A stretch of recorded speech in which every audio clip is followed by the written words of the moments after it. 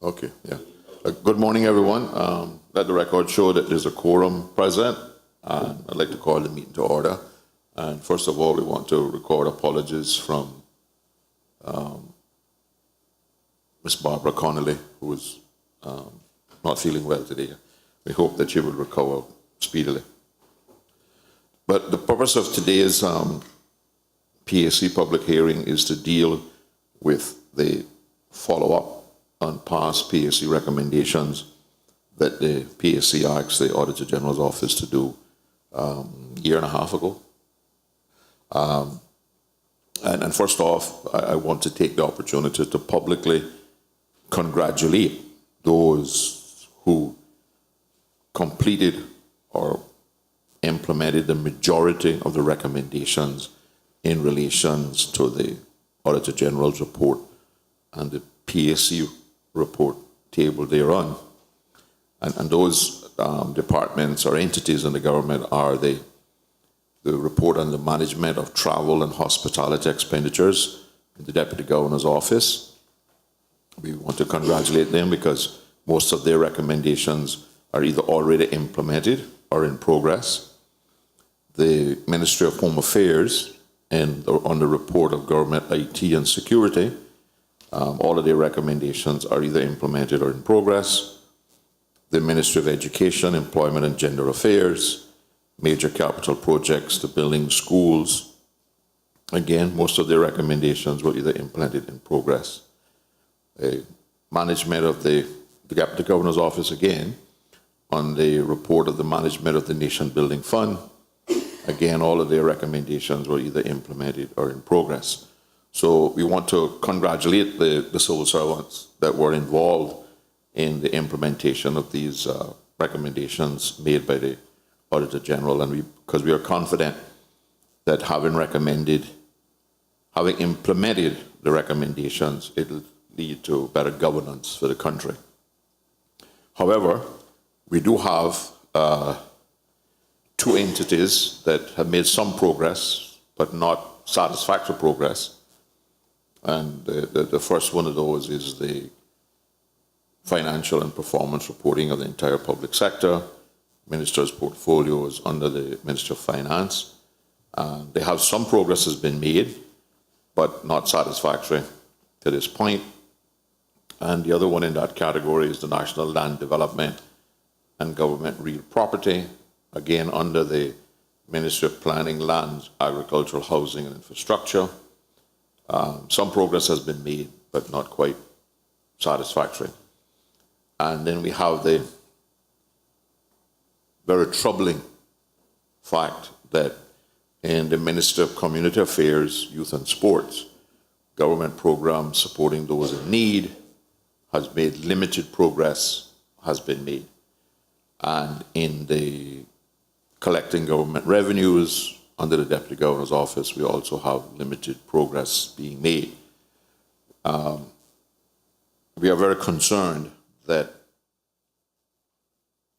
not enough, because most of this was done in 2015, and now we're in 2017, and we kind of past the time where things can be deferred and not implemented. So I want to take first, and again, I also want to thank the Office of the Auditor General for the very thorough report that they have made in reporting on these recommendations.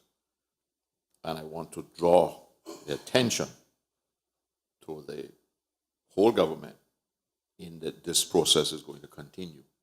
We will continue to ask the AG to monitor the progress of the implementation of the recommendations. And we would much prefer to have good reports than to have reports 2 years later when we're getting the same responses. I don't want to call them excuses, but the same responses that we got when the original audit office report was done as a response to the management comments which are contained in the report before it comes to the PAC. To be at this stage in the game 2 years later, and the Minister of Community Affairs, Youth and Sports is still using the same phraseology, even cut and paste, is not going to be good enough or acceptable by this PAC going forward. We need that message to get to the government and the civil servants. It is very important. A lot of time and effort is spent by the Auditor General's office, by the members of the PAC, by the members of the Legislative Assembly staff, compiling these reports. And at the very least, we expect that the ministries, who are where the buck stops, will make the necessary effort to get these things, these recommendations, because most of these recommendations concern one thing, and that is correcting things that are being done wrong.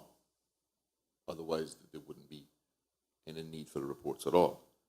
So I want to repeat, we offer our congratulations to those ministries and entities that have made the effort and succeeded in implementing the reports. But we want to emphasize that we expect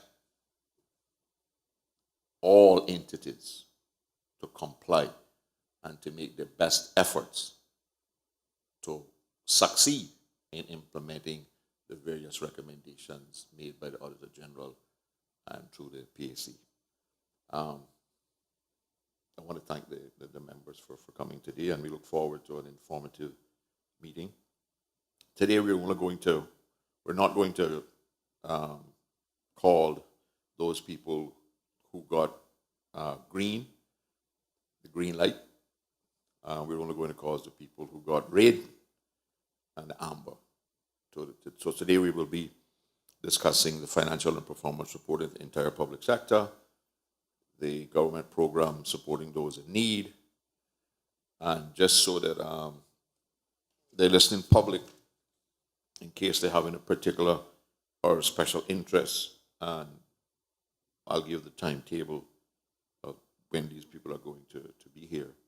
We're going to deal with the National Land Development, amber, and we're going to lead with collecting government revenues.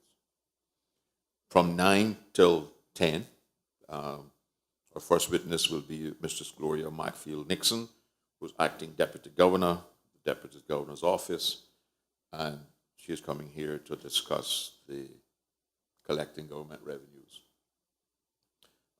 Then we have Ms. Doreen Whitaker, Chief Officer and Minister of Community Affairs, from 10 to 12, and she will be discussing the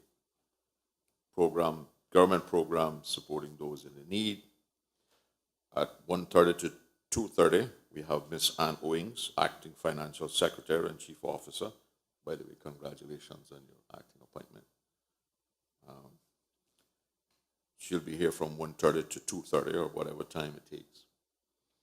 And then we have between 2:30 and 4 p.m., we have Mr. Alan Jones, Chief Officer, the Minister of Commerce, Planning and Infrastructure, who will be coming to talk to us and answer questions on the National Land Development and Government Real Property. So at this time, I'll invite the AG, and thank you and your staff for showing up and for any opening comments that you'd like to make. Thank you, Mr. Chairman. Good morning, Mr. Chairman, members of the committee, ladies and gentlemen. If it's okay with you, I'll do a short addition to your introduction, although you've covered obviously most aspects, and then say a little bit before each session, if that's acceptable. Thank you. So the report in front of you, as the chairman says, provides an update on how much progress has been made in implementing the recommendations of the last Public Accounts Committee. And as Mr. Miller said, it's something I know the chairman is passionate that we do, and as the new AG and new Director of Performance Audit, it's something that we're passionate that we do, which is follow up on recommendations, because we're here to make improvement, and improvement is best served if we go back and check what's happened. It is a fundamental part of the audit process. And it ultimately shows the added value that our work and this committee bring to public service. So this report is based on government's own responses to the committee in its minute of October 2016, and it relates to the 8 reports on which the committee took evidence and published its own reports in June 2016. It also provides a more up-to-date picture on progress for those recommendations for the implementation dates that fall between October 2016 and June 2017. We reviewed each of the 75 recommendations in the 8 reports and assessed them as either implemented, which would be green, in progress, which would be amber, or no or limited progress, which would be red. Where government disagreed with the PAC minute, as happened in the National Land Report, we've assessed that as amber because clearly there was a differing view. Using the government minutes to determine whether or not the recommendation had been implemented wasn't always easy, as you alluded to, Chairman, because of the quality of the updates provided by respondents.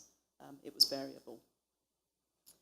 As you've already mentioned, I would like to commend government for the action taken on the 4 reports that have been assessed as green. And as a consequence of our audits, the PAC witness sessions and subsequent management action, as you rightly say, we can be confident that significant governance improvements have been made across government, but also significant improvements to public services and value for money. So, for example, we know that as a consequence of the IT security implementation, we now have more secure IT systems across government, which is a reassuring thing. I mean, in the day of cybercrime, you can never be completely reassured, but that's good.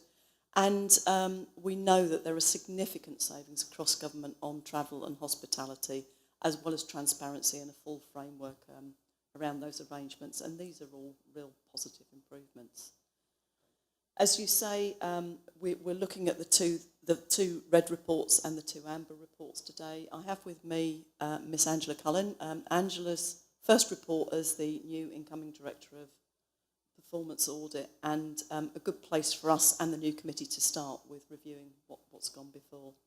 And we're at the committee's disposal, obviously, throughout to answer any questions. For clarity, I have Mr. Patrick Smith, who's the Director of Financial Audit, joining us after lunch for the financial audit session. And I've got Mr. Garnet Harrison, my deputy, joining for the final session on national land, because unfortunately I'll need to leave before the end. So he'll act as AG for the remainder of the meeting. So if you're happy with that general introduction, I'll just say a little bit about collecting government revenues, Mr. Chairman. Good to be called a witness in. Yeah, we can... sure.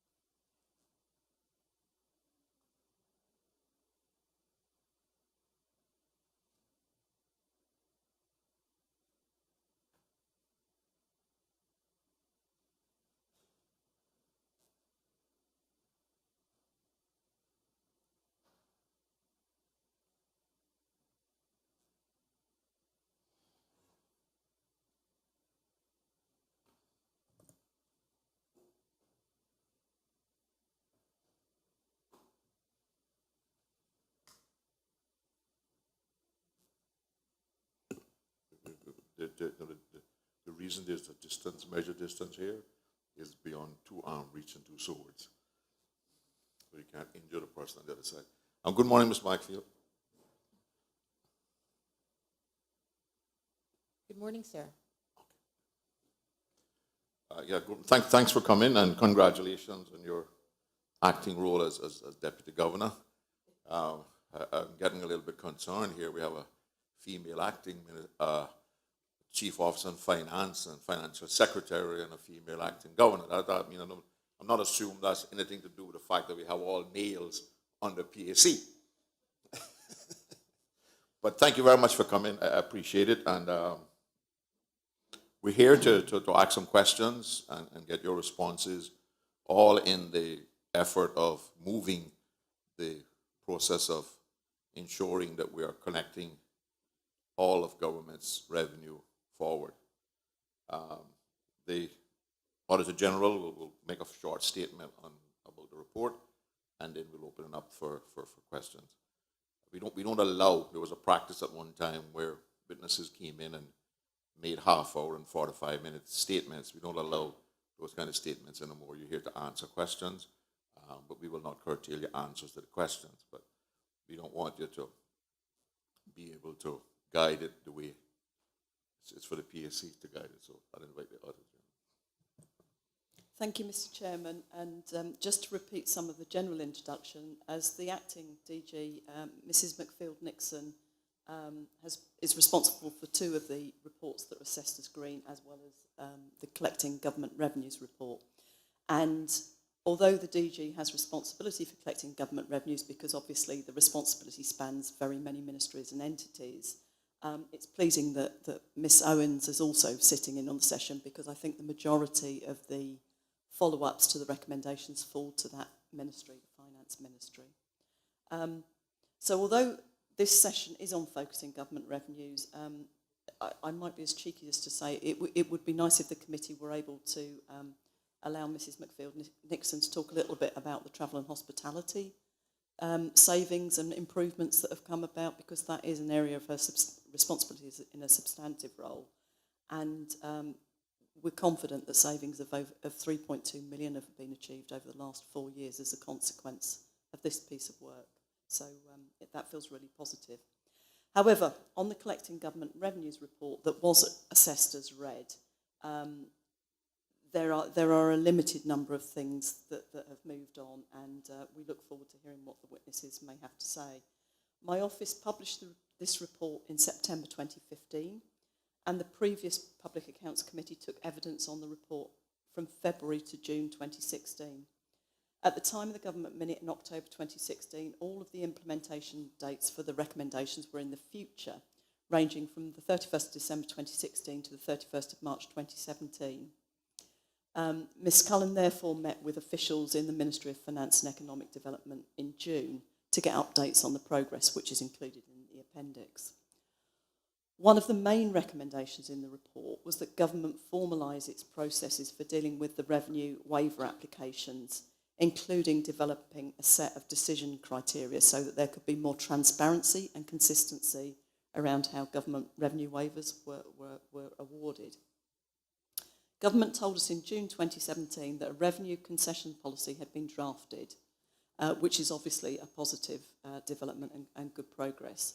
However, we've not seen this, and we understand it's not yet been to Cabinet, so it would be useful to hear some more about this through that session.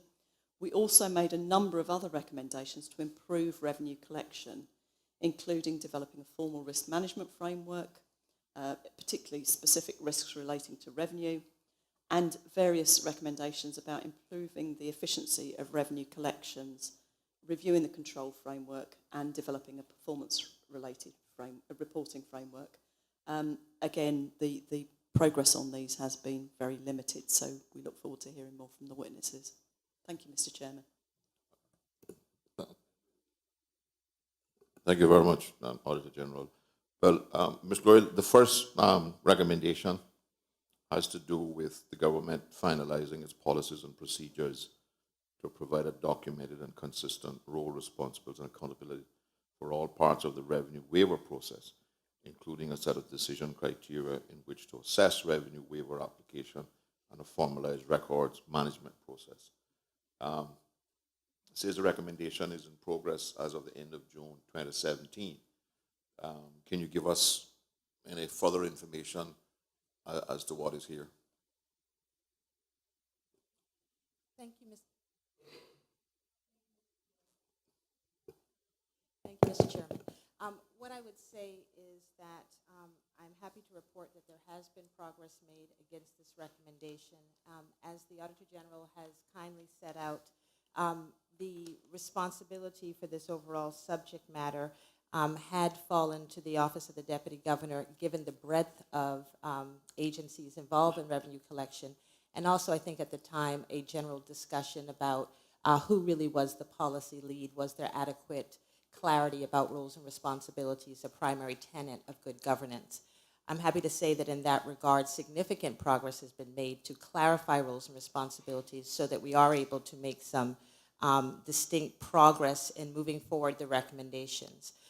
This has included changes to the public management and finance law that have come down to this Honorable House, crystallizing what was generally understood but perhaps not adequately evident, that the responsibility for financial management, that while the Deputy Governor is responsible for good governance, there are key agents he relies upon to progress that in every policy area. And as it relates to financial management, the Financial Secretary and Chief Officer for the Ministry of Finance is a primary agent in ensuring the governance of our financial management arrangements. That has been further clarified in amendments that were made to the Public Management and Finance Law in March 2017, which set out the responsibilities of the Financial Secretary, including that he is the overall leader of the government financial management reporting functions, responsible to promote improved financial reporting across the entire public sector, and any other functions conferred under the regulation or a job description. In addition,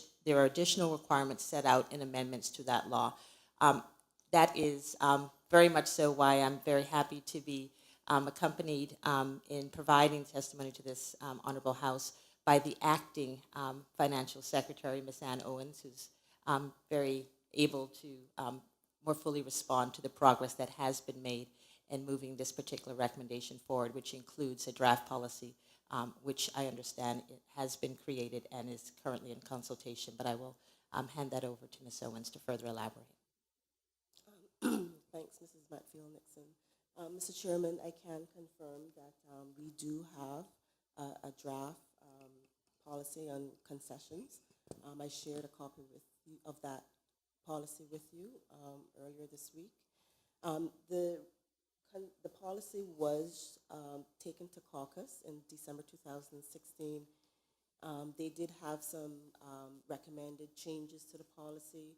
We have made those changes, and it is due to go back to caucus.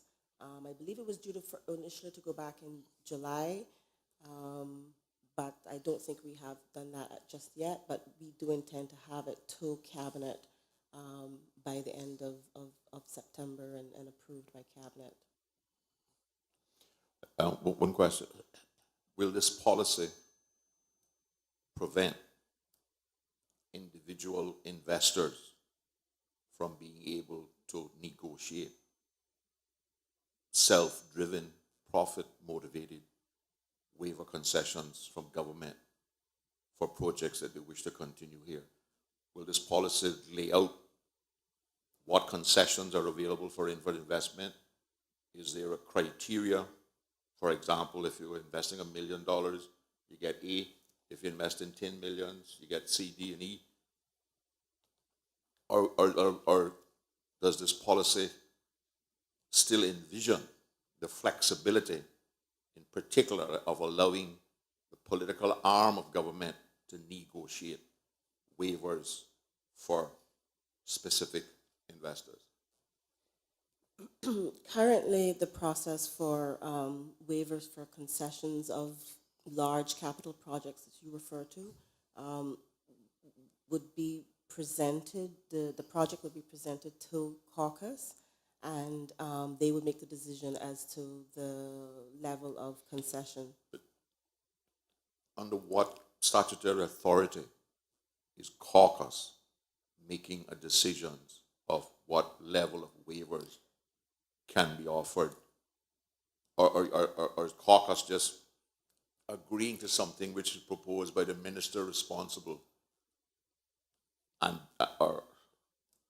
Yeah, so it's initially assessed by caucus.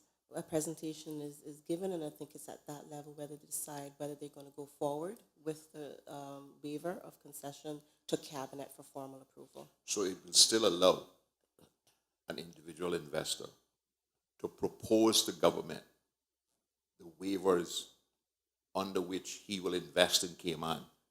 Or is this document something that people coming here who wish to invest could be handed, and they would be able to extract from those policies what waivers they could apply for, and that it would not be simply left for them to ask for what they wish to have?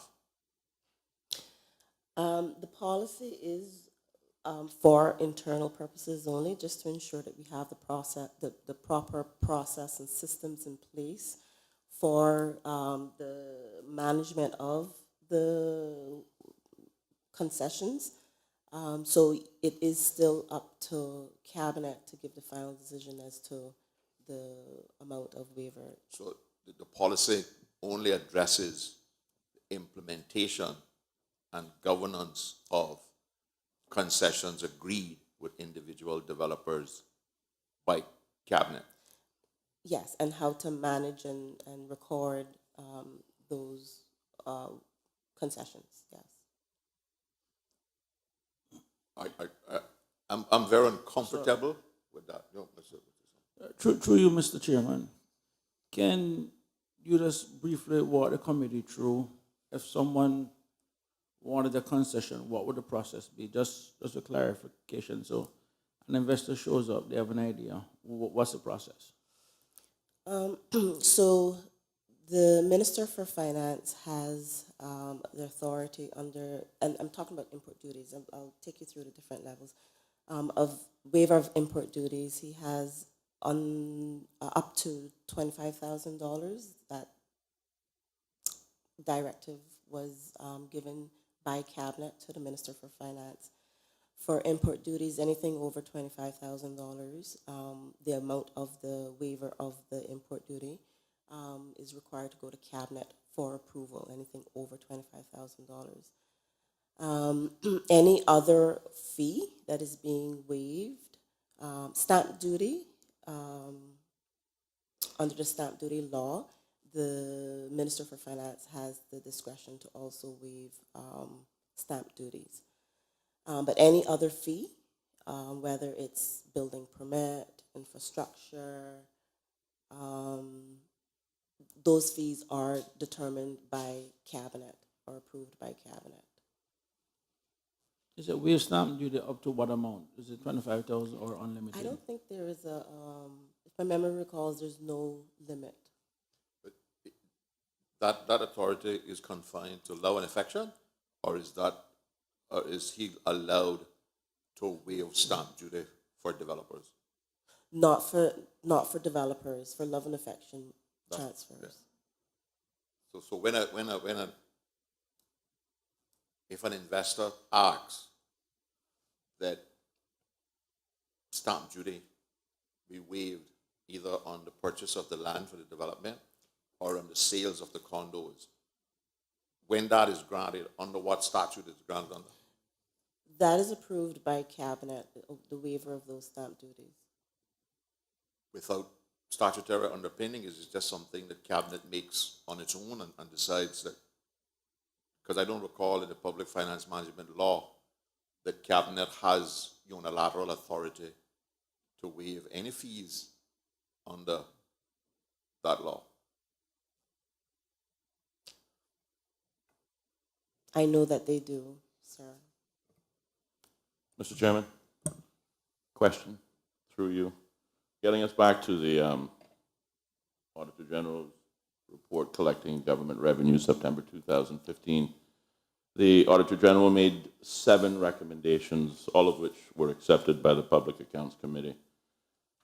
The Auditor General acknowledged that there had been some progress, but I believe in reviewing the report, that comment may have been overly generous, as 5 out of 7 of the recommendations are listed as still in progress. 1 out of the 7 has listed no progress at all, presumably leaving only 1 recommendation fulfilled. I have 2 questions. In your opinion, how many of these recommendations require legislative action by way of either policy development, amendments to the aforementioned public management finance law, etc., versus administrative action? And secondly, out of the 5 of 7 listed as being in progress, 3 cited insufficient staffing resources, which to me says it's about lack of funding. Can you say if these resources are likely to be provided or perhaps requested in the upcoming SPS and budget sessions? Thank you. Thank you, sir. To answer your first question, the implementation of the policies and frameworks that are identified by the Auditor General would not require any legislative changes. It's just the getting the frameworks developed and implemented. As you can appreciate, this is a massive exercise to put the proper framework in place. Government collects over $600 million in revenue, and there are various collection points from the cashiers at the government admin building to the agent at the post office in East End. To get it right, we will need not only to develop a framework that will focus on the revenue collection, the risk management, to get those processes and procedures completely in a document. But the next step, which is a more challenging one, is to ensure that the policy is implemented and the proper systems are implemented and individuals are trained properly to implement, to understand first what is expected of them, or what the policy, the objective of the policy is, to know how to identify risks or know how to assess their systems or know how to, implement the proper controls. And that would take resources to carry out that training program, and then to follow up monitoring of the internal controls throughout the risk management throughout all systems across government. And we have numerous systems. We only talking about here today's revenues, but we also have expenses and all the other financial systems, the IT systems, the HR system. So it is a massive exercise. We don't have that capacity currently to do that exercise. That's a dedicated job full-time for an individual to, document the framework and to conduct workshops and training sessions across the government, and then to come around and monitor. So to do it properly, yes, we will need some additional funding, but we also would need an individual that's dedicated to ensure that we do it properly. Thank you for that response, and again for acknowledging that it's largely, in some respects, a resource issue. But you answered the first question that no legislative policy development or amendments are required. But I wonder if you can clarify a point for me. In point number 2, which is a recommendation of the Auditor General, found page, it's my 52, it says the government should implement a formal risk management framework. And again, bullet point number 7, the government should develop a performance reporting framework, including objectives, goals, and performance indicators. Both of those in the original management response were tied to the Public Management Finance Law Review Committee and recommended legislative changes, which, according to the original management response, was slated to take place on the 31st of December, 2016. So again, I ask, for the implementation of these Auditor General's recommendations, is there a legislative component that either needs to be filled or has not yet been filled? Mr. Chairman, if I may, the member has asked some, I think, key points that I would like to just expound upon, if I might. The acting financial secretary is quite correct in stating that there is a resource challenge. That doesn't mean that we don't make progress. It may just mean that the progress isn't as fast as we would like, because we'll have to take the overall project into bite-sized pieces that we can manage within existing resources. Another approach that has been taken, I'm happy to say, is that given the challenges that have been expressed by the ministry, and the fact that this has continued to be identified as an issue from the Office of the Auditor General, it now rises in its strategic importance within the organization from our overall governance framework. So this matter has now rolled into work that is contained within our 5-year strategic plan as well, which has 5 key goal areas, governance being one of them, and we think the issue of performance reporting also has a customer service component, and so there are also objectives that are identified in that. The reason I mention that is that this is our way of being able to try to use resources from outside of the ministry itself to add to the solution that we adopt and being able to move forward with key performance indicators and a risk management framework that goes across government, including looking at the objectives related to revenue collection. In terms of the challenges with the legislative component, we have long had a debate about what yardstick we're going to use to measure our performance.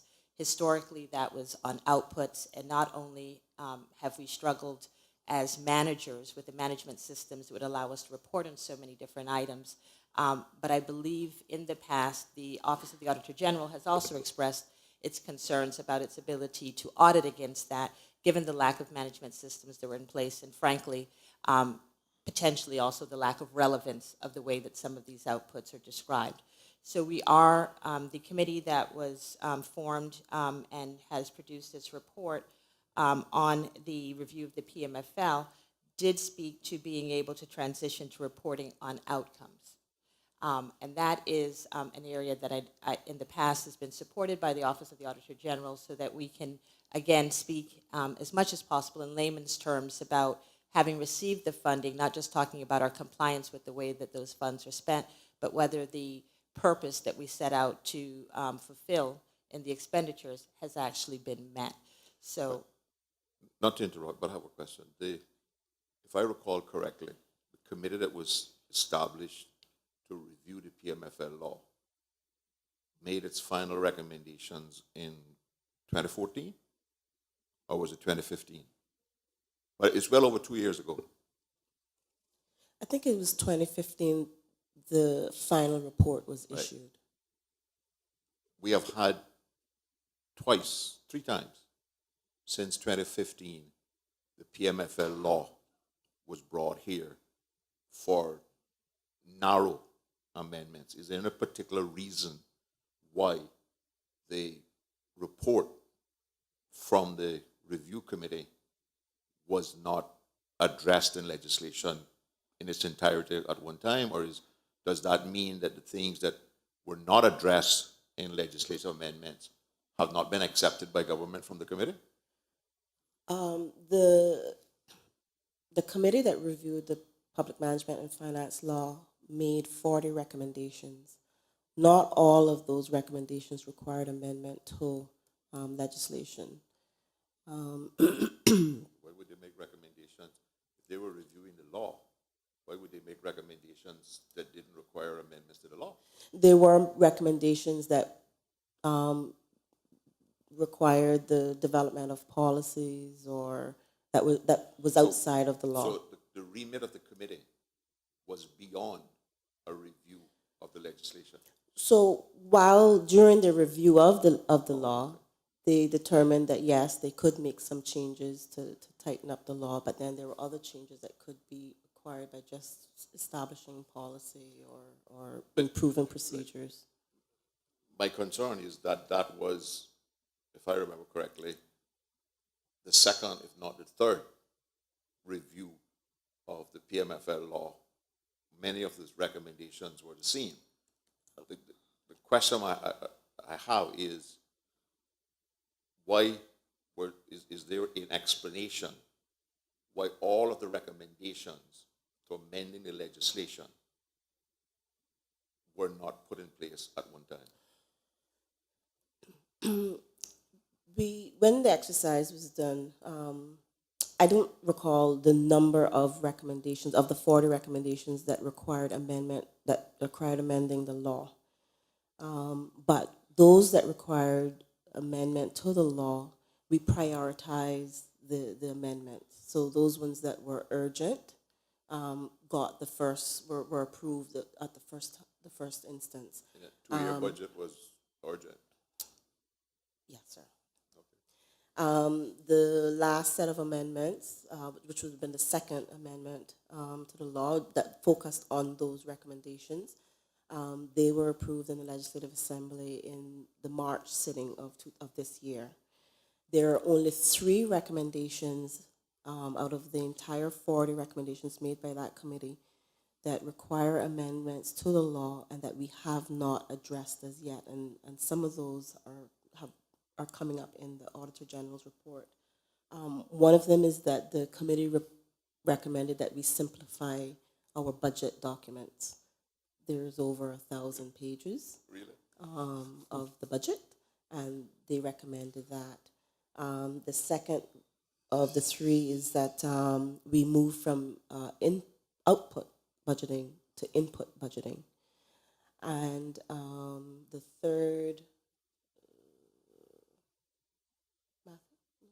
remember the third one? I can't recall. Okay. But That's the changes are extensive. I mean, if you recall, the financial management initiative was specifically geared to output budgeting and output reporting. But I can also recall that this matter was raised in PAC 2009 when as chairman, and the explanation given then about the difficulties in assessing outputs, and we can't have these things outstanding for that long a period. Right. So the Auditor General has also recommended that we look into performance reporting. And so to get us from where we are now to us determining what we would like our budget to look like, what we would want to be reporting on, is going to take some time.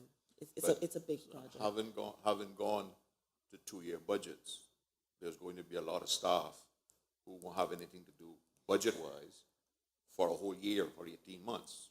Certainly we should be able to reassign them to doing some of these things that we're short of resources now. I'll ask the Accountant General to explain the use of his staff. Good morning, all. Matthew Tibbetts, Accountant General. Mr. Chair, we have a few points to address. One of them is regards to budget staff. Originally, the budget team had about 15 to 20 members. We've actually reduced that number down to, at present, we have 3 semi-permanent staff members, 2 permanent, and 1 who has been hired with the hope of extending in the long term if they're successful through an open recruitment process. Therefore, the budget unit is quite lean right now. Because of that purpose, the intention of moving to the 2-year budget system. So we do have staff numbers reduced in the budget team. Additionally, we had initially looked at the recommendation to move to outcomes, moving away from outputs as recommended by the review committee. We actually had discussions with the consultant last year, the Minister of Finance and the now acting Deputy Governor, who she was looking at it from the portfolio of civil service point of view and performance management, because obviously the current structure we have in place of outputs is linked directly to our performance management system, as it should be, to ensure that we're actually delivering. We had some initial discussions with the consultant as well as in-house, and it was agreed that in order to make the changes we needed to make to move to outcome reporting, it would require an entire new framework. Because we have a specific framework in place now, we need to make a significant amount of changes to get to where we report on outcomes. We don't want a situation where, such as we had in 2004 when we introduced the PMFL, which moved to outputs where we didn't have systems in place to measure it. We acknowledged then that it would be a time-consuming process to actually put together a framework.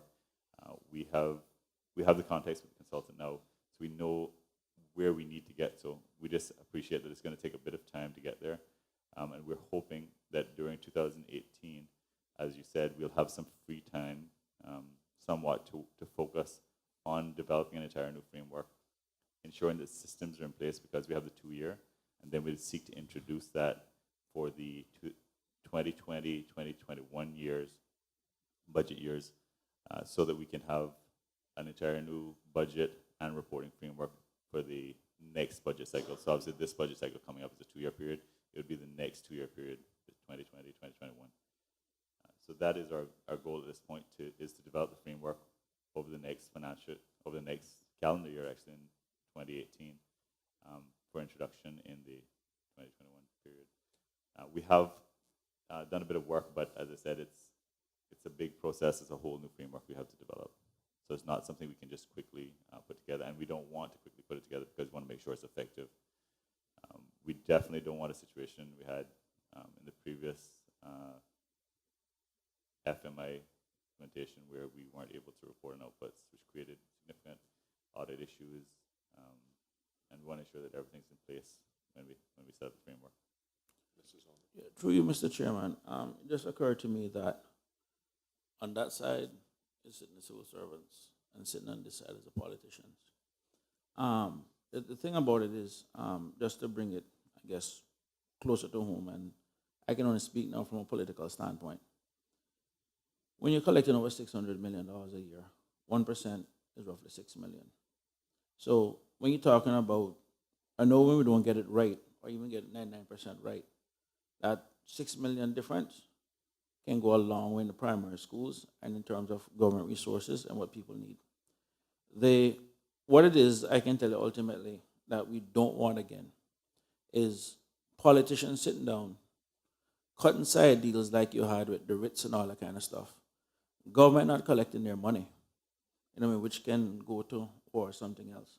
So what it is that we ultimately need, and people need to remember this, it's easy for people to sit down and say, we want to do this, but this is still the people's money. And what we want from you guys on that side is to make sure you guys can check us guys on this side. Now, I know it's difficult because there's a lot of responsibilities that Cabinet has and a lot of power that Cabinet has. But you guys, as you can see, there are no Cabinet ministers sitting here. And this is why we do have these committees for you guys to be frank and open with us. But what we don't want is politicians going out there, especially closer to elections, looking some kind of whatever deal and giving away the people's money that can basically help people with their mortgages and feed kids going to school and help our old people. That is what we don't want. And what I'm running from is, especially since I hear this other developer is already skirting around now looking for another deal, is exactly that. So I understand the position that you guys are in.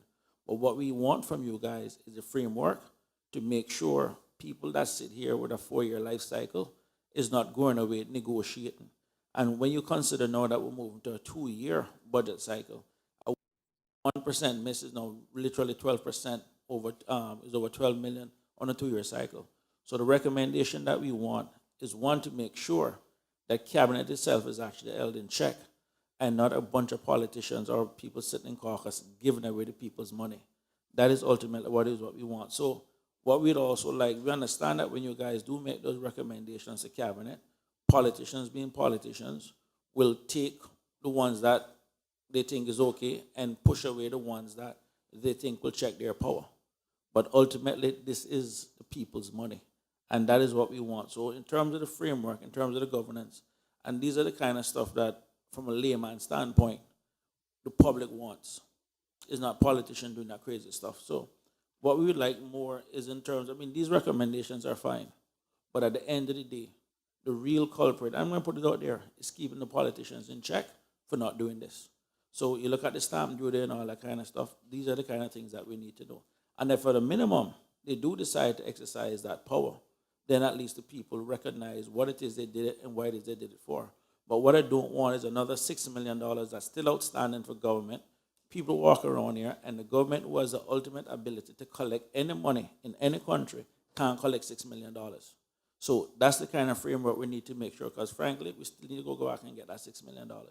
Now, in terms of resources, what I'm open for, at least in the upcoming budget, is that you guys, because when you think about it now, $6 million, even if you're paying somebody or two people $200,000 a year to collect $6 million, I think anyone can agree it's worth it, if not even more. So at least I'm open forward in the budget that you guys put the resources, because I'll be honest with you, I have no problem in terms of supporting resources to collect money.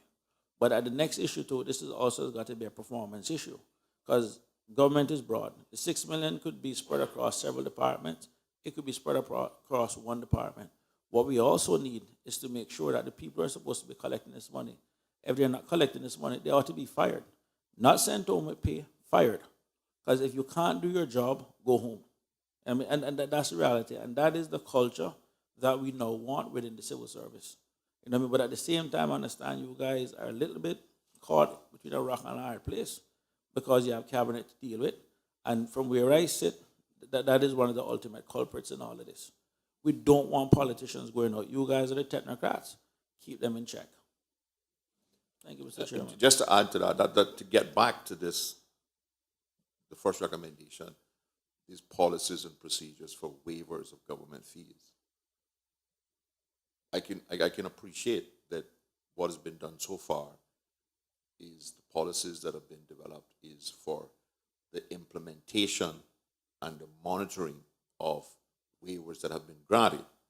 But I think I speak on that the committee wants, in addition to that, is we believe there should be a public policy on what waivers people are entitled to get and what is the criteria by which they get that.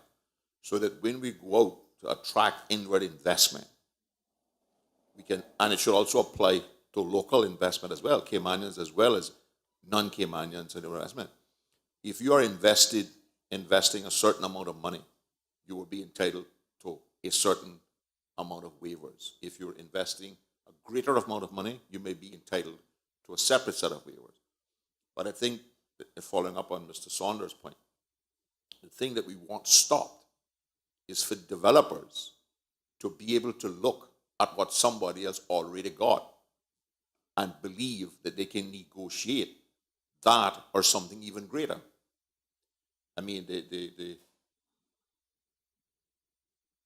fact, well,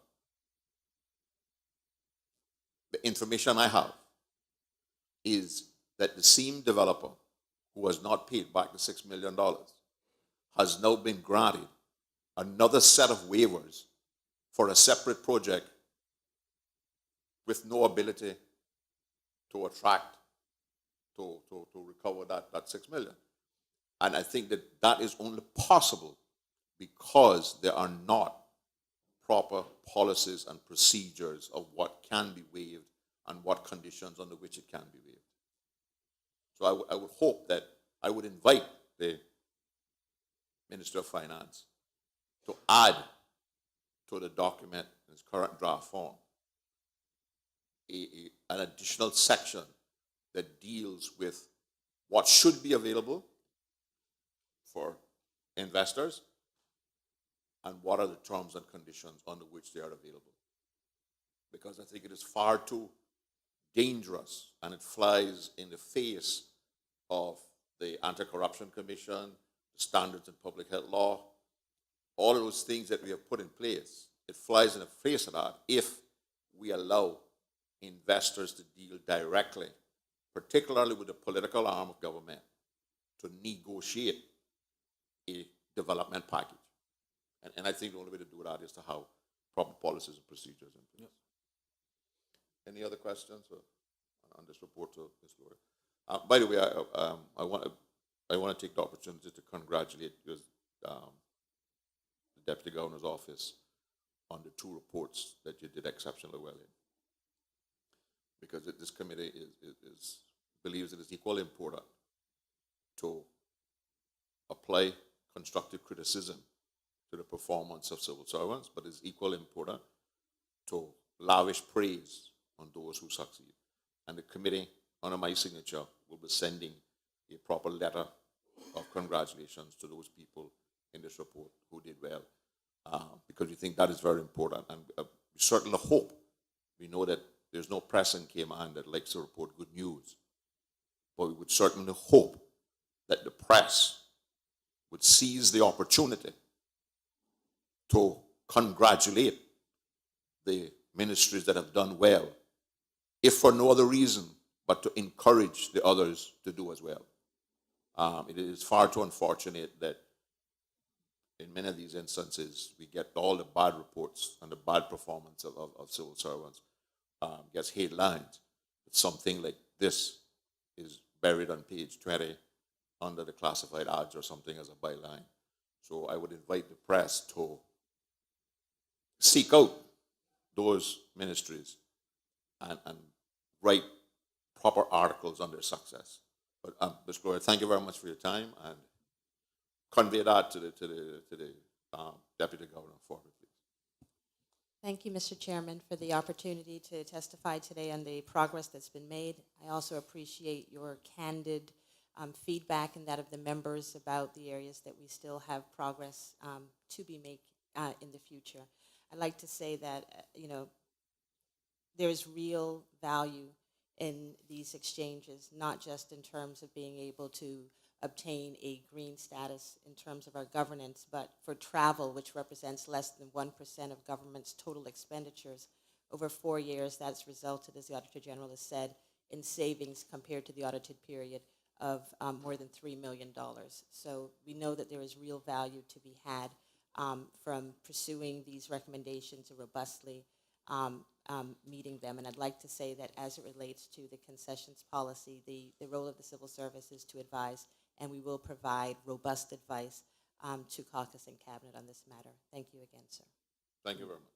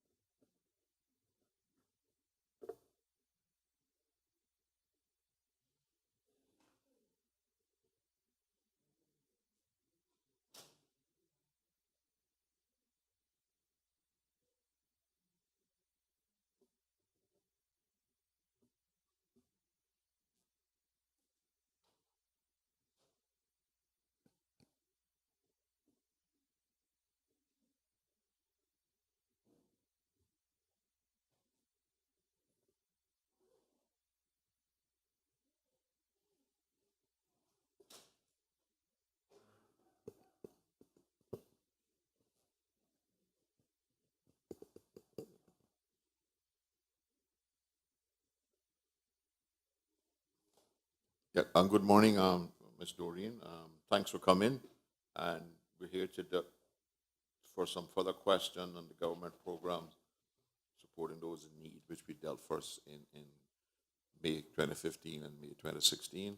I invite the Auditor General to make a few opening remarks before we get to the questions.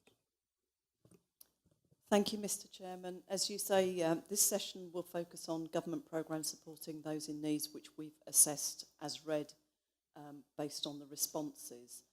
Subsequent to this report going in, we know from Ms. Doreen that there is an outline business case that has been prepared, and so it will be useful for the committee to hear more from Ms. Doreen about what that contains and what that actually means. The thrust of the recommendations from the original report was about trying to create an overarching strategy and policy to serve Caymanians in need across the country. We found that there were 12 programmes in place and that the coordination and integration between those programmes was lacking, which meant potentially that people could be falling through cracks or paid unnecessarily because of duplication. So having a policy and all of the various recommendations that flow from having that policy, we felt would lead to better value for money for the government in providing its programmes to supporting those in needs. It should be said of the 12 programmes, Ms. Doreen is not responsible for all of them, but obviously many of them, and Ms. Doreen also has responsibility for the Needs Assessment Unit. Thank you, Mr. Chairman. Mr. Chairman, with your permission, whilst the reports being considered by this Public Accounts Committee took place prior to my arrival in this honourable House, I would like to acknowledge that presently I am the counsellor for the Ministry of Community Affairs, for which our witness today, Ms. Doreen Whitaker, is Chief Officer. As such, in an effort to avoid any perceived bias or the instinctive desire to defend my team, I would like to recuse myself from the Q&A session, but I will ask you to allow me to remain within the chamber so that I may further listen and learn about the events that transpired prior to my arrival. Thank you, Mr. Chairman.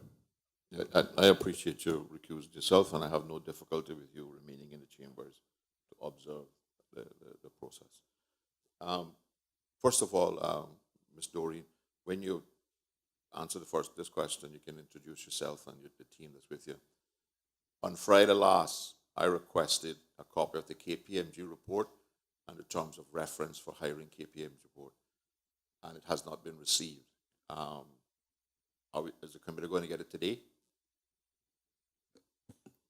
Mr. Chairman, Doreen Whitaker, Chief Officer in the Ministry of Community Affairs. I have brought with me my Senior Policy Officer, Sophie Banner, my Chief Financial Officer, Joel Burke, and my Deputy Chief Financial Officer, Melissa Worms, just so that they can be in the chambers when the discussions are going on. In terms of the OBC was that I apologize, I was actually off last week on vacation, so I could be before PAC this week, so my apologies for not responding at that time. But just want to be able to say that, just to talk you through the OBC. So the OBC was in draft form, and not to interrupt, but here's the difficulty. I didn't ask for the OBC. I asked for the KPMG report and the terms of reference under which the KPMG report. The response that I got referred to the OBC, but that's not what we asked for. Well, the KPMG report is the outline business case. So the outline business case, we went out and tendered for an outline business case for the recommendations in the Auditor General's report. I think when I was here last time, I explained that the government, through the SRA unit, accepted the 2015 audit as a strategic assessment and requested that we do an outline business case. That outline business case was completed in draft form in March of this year. There were some recommendations from the strategic unit of government. We have taken those recommendations back to KPMG. They were finalized in July and sent it back to the SRA unit. SRA unit approved that on the 11th of August. the next procedure is that not the same way you do audited accounts, that they go to cabinet, not for cabinet to make any adjustments to the outline business case, but for cabinet obviously to see the outline business case. So I'm prepared to answer questions in terms of where we're at with the audit and the recommendations and how the outline business case recommendations will address those in the timeline, sir. I guess Mr. Saunders, you want to? Yeah, I'm just being curious. The documents or the information that you asked for is quite material to what this committee needs to look at. And I sorry, just forgive me. I guess it's just the accountant in me or whatever. But I like stuff in black and white. I mean, so the question is, when can we get a copy of it? Because I'm curious to see what it is that we have in this KPMG report. So when can we get a copy of this report? Because we need time to digest it and go through it and understand what is in it. Through you, Mr. Chairman, the outline business case, we have drafted a cabinet paper for it to be presented to cabinet. So I'm quite sure we'll get that to them during the week. And obviously, this is a major initiative for, Premier has publicly stated his support of social assistance and the reform thereof. And so we should have this through cabinet, I think, within the next 2 weeks. And at that point, the document is a public document. And we also, part of the recommendations, just to give you some information, they talk about an integrated approach. And it requires us and other ministries and other agencies to work across government. And also we have to consult our clients because there's some recommendation in there. So part of the OBC have 2 public consultations as well. So as soon as we get the approval from cabinet, which we envisioned should be within the next week or 2, that document can be circulated. I guess one of my biggest concerns here is the time period. This is a 2015 report. Here we are in 2017, and we're just talking now about sending a business case to cabinet to solve some of these problems. What timeline for implementation does the OBC contain, and what resources and what is going to cost to implement the OBC? Mr. Chairman, if you would actually give me a few minutes, I'll go through each one of the recommendations, because not that we have not done anything on any of the recommendations. So I would like to just go through them one by one, if you don't mind, and be able to say what we've done and what would be within the OBC and timelines for those, for the achievements of those recommendations, sir. Okay. So start with number 1. It talked about the government should develop a coordinated social assistance strategy, including clear priorities and this specification of desired results to provide overall direction and deliver social assistance and monitoring the results achieved. The OBC is a document that can be used for the development of that strategy, and we envision that we would get that strategy completed by the end of 2019. Now, the reason I'm saying Not interrupt, but you used the word that could be used. Yes. Can you not be more definitive and say that the OBC will does in fact address this specific issue and will deliver these policies and priorities and stuff? Okay, it provides the foundation, sir, for this strategy.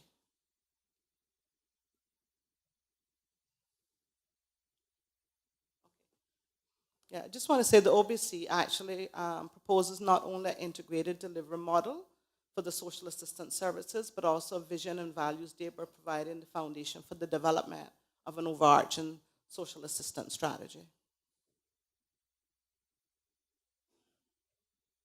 Are there any questions on recommendation 1, sir?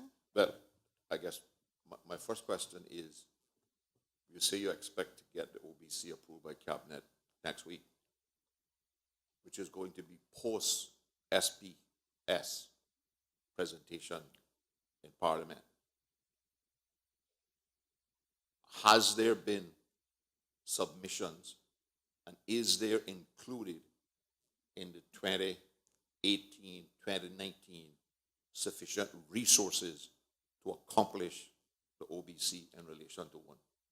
Yes, sir. The actual OBC recommended specific costing, which has been submitted for the SBS 1819 as a priority for the ministry. And the government has also made this a priority area for them as well, sir. Any other questions on one? No, I'm sorry, Mr. Chairman. I'm just a little bit concerned. I'm looking at the headline that says government program supporting those in need. This is a primary function of the Ministry of Community Affairs. And I guess just deeply concerned because I can tell you right now, if there's one government department I get the most calls on since being elected in 2 months, is basically this department. And to be sitting here, I guess, in 2017 and discussing objectives and what needs to be done or whatever begs me to ask the question, what then has been done for the past umpteen years in this regard? I mean, this is not rocket science. I was a civil servant 20 years ago or 30 years ago, I lost track. We have been doing this. So the question is then, when did best supporting those in need become this complicated? I mean, people need help. We find ways to assess them. Now, if it's a resource issue, then the question is, do we have sufficient staff inside here to do it? But this is a basic function that any government must provide in any country. This is something that we need to get right. If there's one department that needs to get something right, it is this one. And to be going out to get consultants to tell us how to, or spend money on consultants to tell us how to take care of people is also scary. And the thing about it is we're getting into this habit of consultants this and consultants that. And what I'm running from also, Mr. Chairman, is that the minute these reports are now going to cabinet, they become cabinet documents, and then they take forever to reach the public and all that kind of stuff. And I have a firm belief that the public business can't be done in private. And there are too much of these consultants report and too much consultant this and consultant that. And what we need right now is action. And as I said to the acting deputy governor when she was inside here, it seems that we have created a lack of performance culture within the service, and this is where the public loses confidence. And the reality of it is that either we start doing what we're supposed to do, you understand? Because I'm going to tell you this much. I know I have a 4-year shelf life. Other people's don't. I mean, I'm just a politician. I can't help myself now.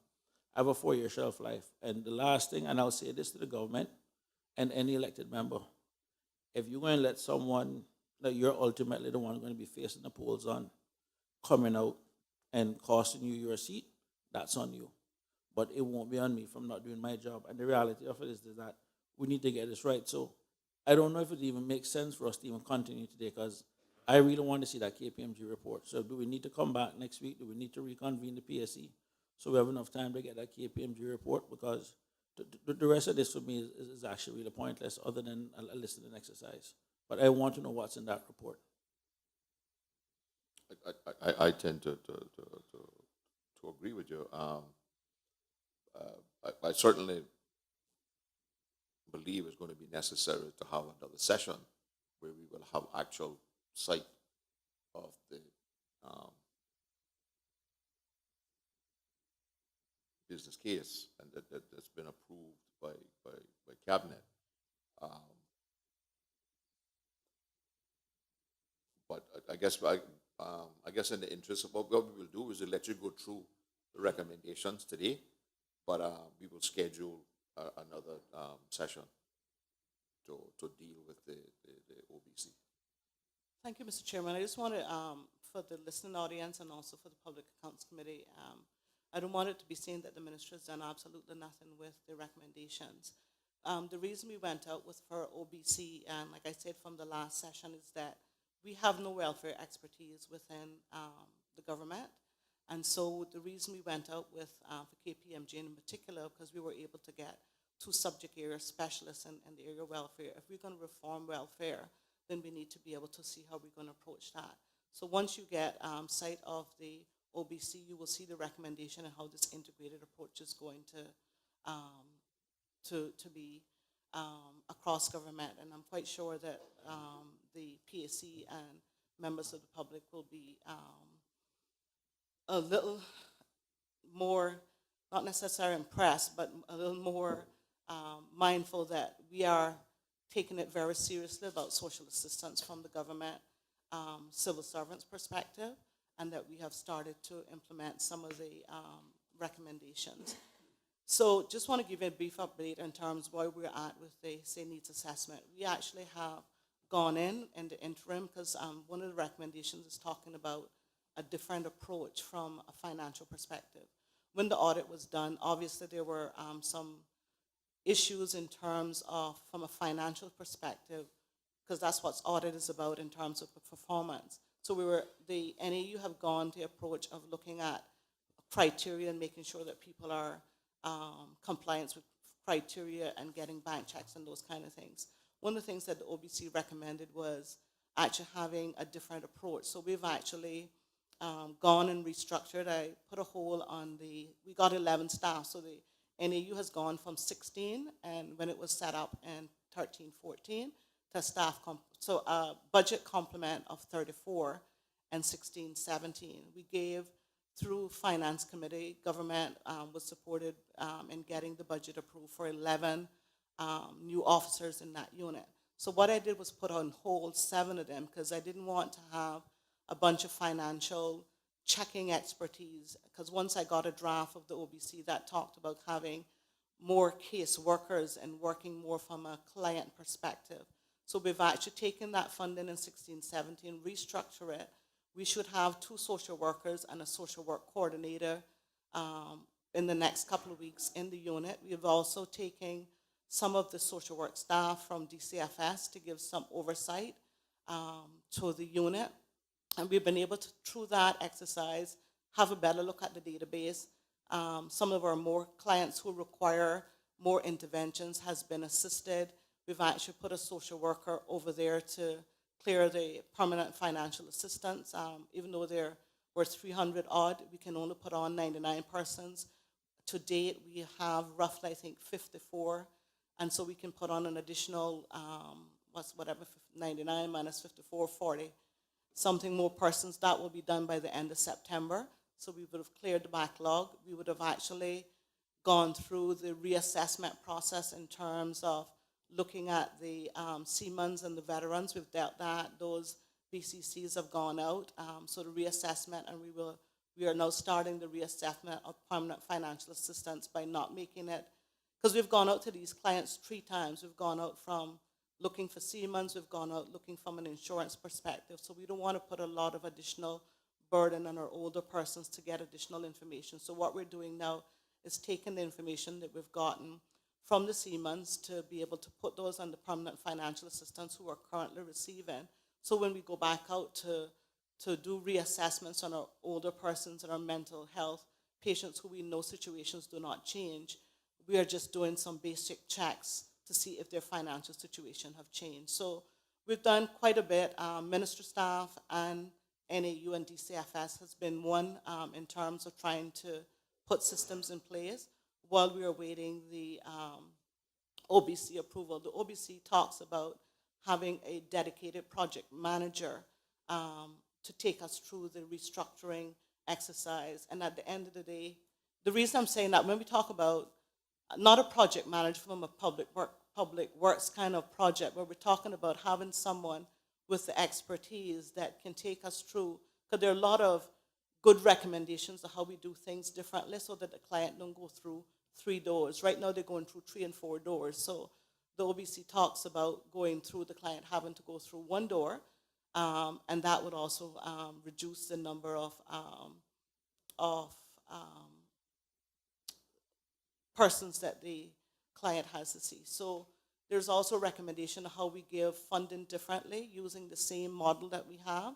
So basically, when you call us back, which we prepared to come back to PAC, we should be able to give you an update of the other So I will now touch on the other recommendations. I have quite a few questions on some of the numbers that you said you had 300 Caymanians waiting on assistance from government. Out of those, you managed to deal with 99. Yes, sir, but What happens to the 201 in this interim period? Are they left out there to suffer? no, sir. What the other exercise that I'm currently going with the NAU is looking at have some of those receive temporary assistance. So while persons were waiting, that's the other exercise. I'm going through the database with them currently and get a better picture, because some of those persons would have gotten temporary assistance while they were waiting. So the permanent financial assistance, you know, is $550 per month. But some of those same clients would have gone in to get rental, they would have gone in to get food and cover their basic needs. I am in the process of getting the needs assessment unit to have a look at how many of those other the rest of the clients that we can put on for PFA, what are the services that they are receiving, because like you, basically, I'm concerned about if they are receiving. So I should have that information shortly too, sir. Okay, I'm a little bit concerned that the last time he was here, we were given the assurance that we were going to recruit 5 NAU officers. I kept looking in the paper for the ad, and I think the ad came out July of 2016, several months after the commitment was given to us. I know you're telling us that we advertised it, people were interviewed, people were offered job letters to be hired to deal with this backlog, but you stopped the recruitment waiting on the OBC, which is coming a year later? No, sir. Let me just reiterate what I've actually said is that what I did, I put a hold on the 7 needs assessment officers. We actually looked at what is required from the needs assessment unit, and we made a decision that we needed a social work coordinator. What they had was a needs assessment manager post. And I actually looked at that post and be able to put more of a social assistance requirement.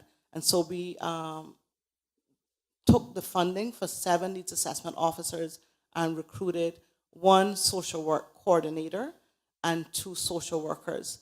So those ads that you've seen would have been after we would have sat down and restructured. What we did as well, because we did not know what was really required, and we know that putting more needs assessment officer, especially when we saw the draft report, that and we saw also our clients. We also took the complaints that came in from the clients, and we realized that by sending the same clients to the social work staff at the Department of Children and Family Services, the clients' needs were better served from a social perspective, because our clients were not just applying for a financial funding, but they also have other needs that we had to be able to advise them from a social perspective.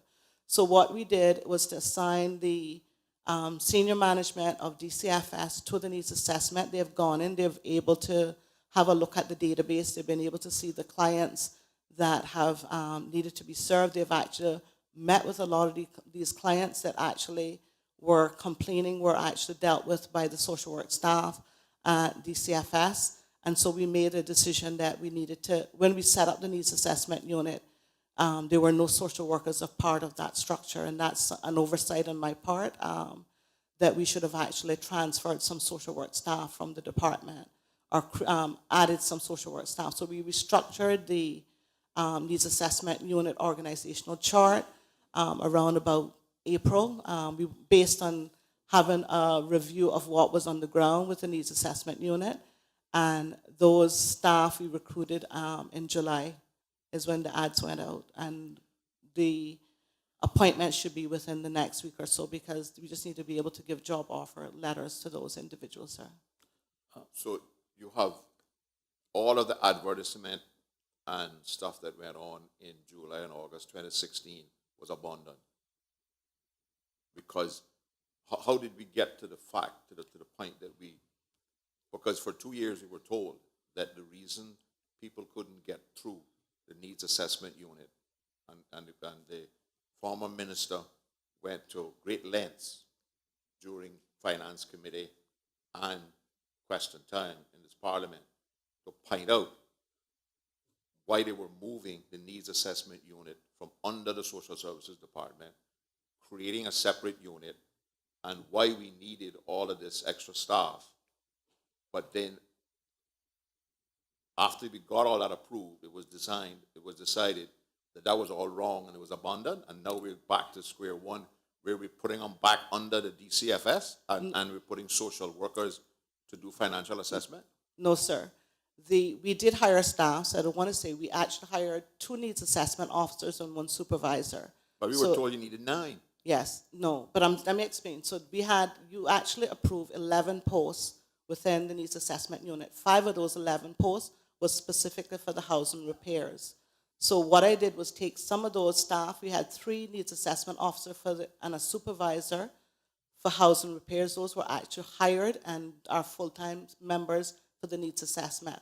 What I put on hold was a needs assessment manager, because the post was not was more a financial base, so that was the only post that I put. And then there were 3 needs assessment officer, which we decided that it was better to have social workers than the needs assessment officers. So they did recruit staff. They recruited an accounts officer.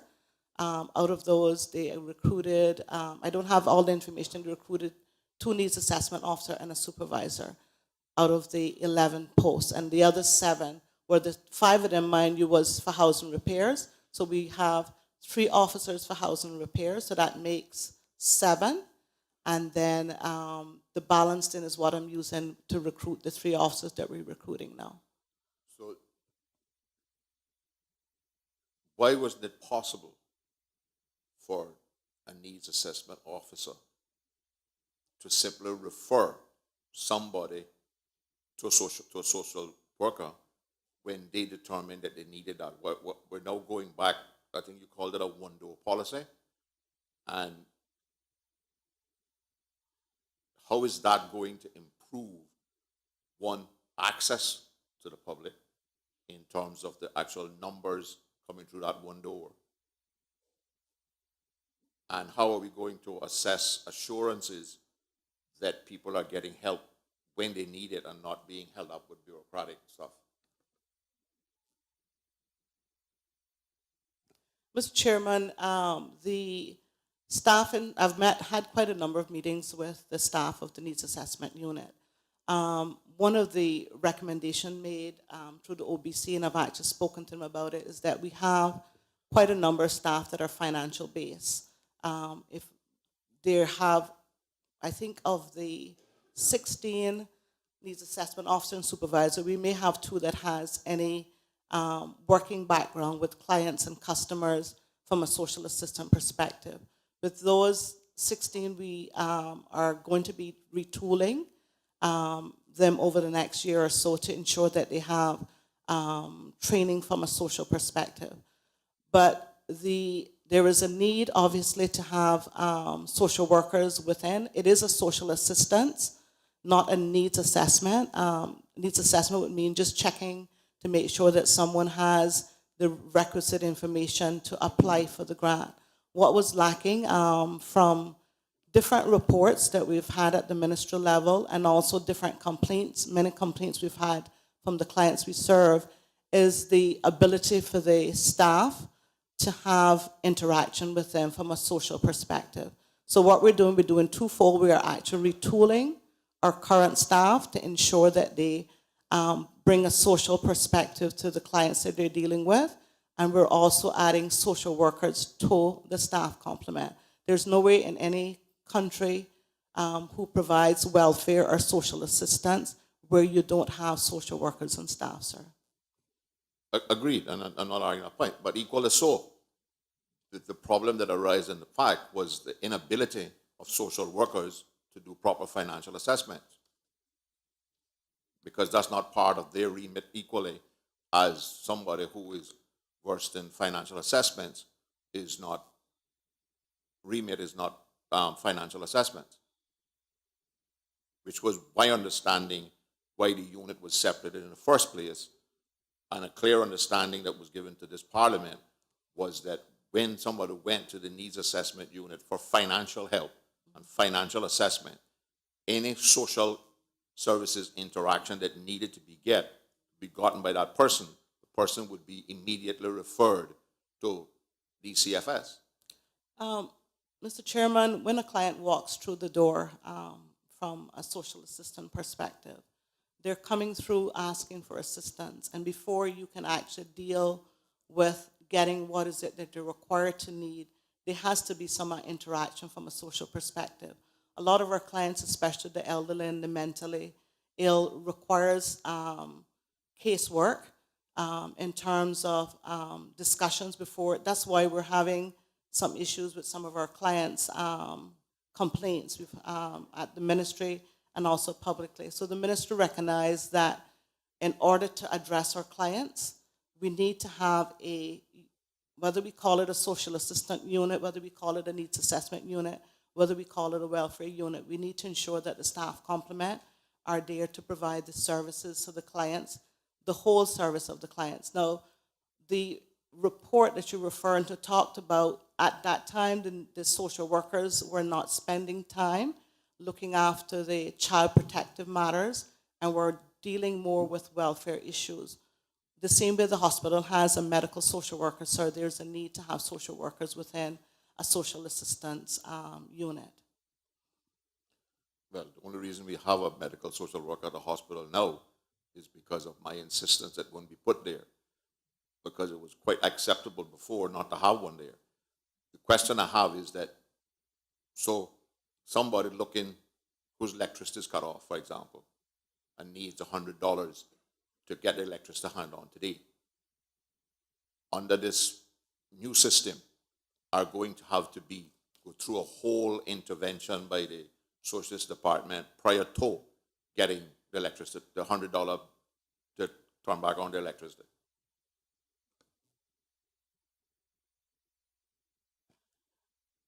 Mr. Chairman, the whole purpose of actually having a look at the social assistance is to make a better experience for our clients who come through the door. And at the end of the day, when we put the recommendations that are in place from the OBC, there will be less applications and there will be one door. However, we do recognize that it will require other staff besides what we currently have in terms of needs assessment who looks at financial. When a mental health, and we have quite a number of them, patient comes through the door, we need to ensure that the staff that are dealing with them understands how to speak and how to deal with that individual before you actually deal with the financial assistance. So any social assistance program are going to ensure that when the client walks through the door, their needs are dealt with before they go back out the door. So I think adding the social workers staff to the needs assessment unit will improve the services that we offer to the clients and will speed up, because once you get a view of the OBC, it talks about the numbers reducing, because instead of 3 different government departments dealing with the same client, so in the long run, there will be a reduction in the number of clients, because right now we're double counting and triple counting clients across these between us and the health services and the Seneco. These clients are going through. So basically, I said once you get the OBC, and we're prepared to come back and have a further discussion at that point. But for now, we saw the need to add the staff complement that we've added to the needs assessment unit, and we've seen an improvement in the client's experience of the needs assessment by adding temporarily the social work staff from the DCFS, and when we get their own staff in a month, we should see more improvement in the way that clients are looked after by that unit, sir. Mr. Chairman, as while I'm sitting here, I want to let everyone understand exactly where I'm coming from. Several weeks ago, the Premier visited Scranton. It was carried in the newspaper. The report basically said, where the Premier admitted that these programs were failing and the government wasn't getting, it wasn't seeing any good results from those programs that they had. And he also said that he intended to increase funding to the police. Now, that is, for me, instant red flags. In one breath, you're basically saying that the social programs are failing, and you're basically admitted defeat. That's how I look at it. And that now the next best thing is to give the police more resources. So we have failed socially, so now we're going to create a quasi-police state. I noticed that the NAU expanded their office presence in the building that they had, but it appears that the number of staff to man it didn't go there. I sat there, and for those at home listening, I wanted us to read part of the function of the Public Accounts Committee. The committee scrutinizes the value for money, the economy, efficiency, and effectiveness of public spending, and generally owes the government and its civil servants to account for the delivery of public service.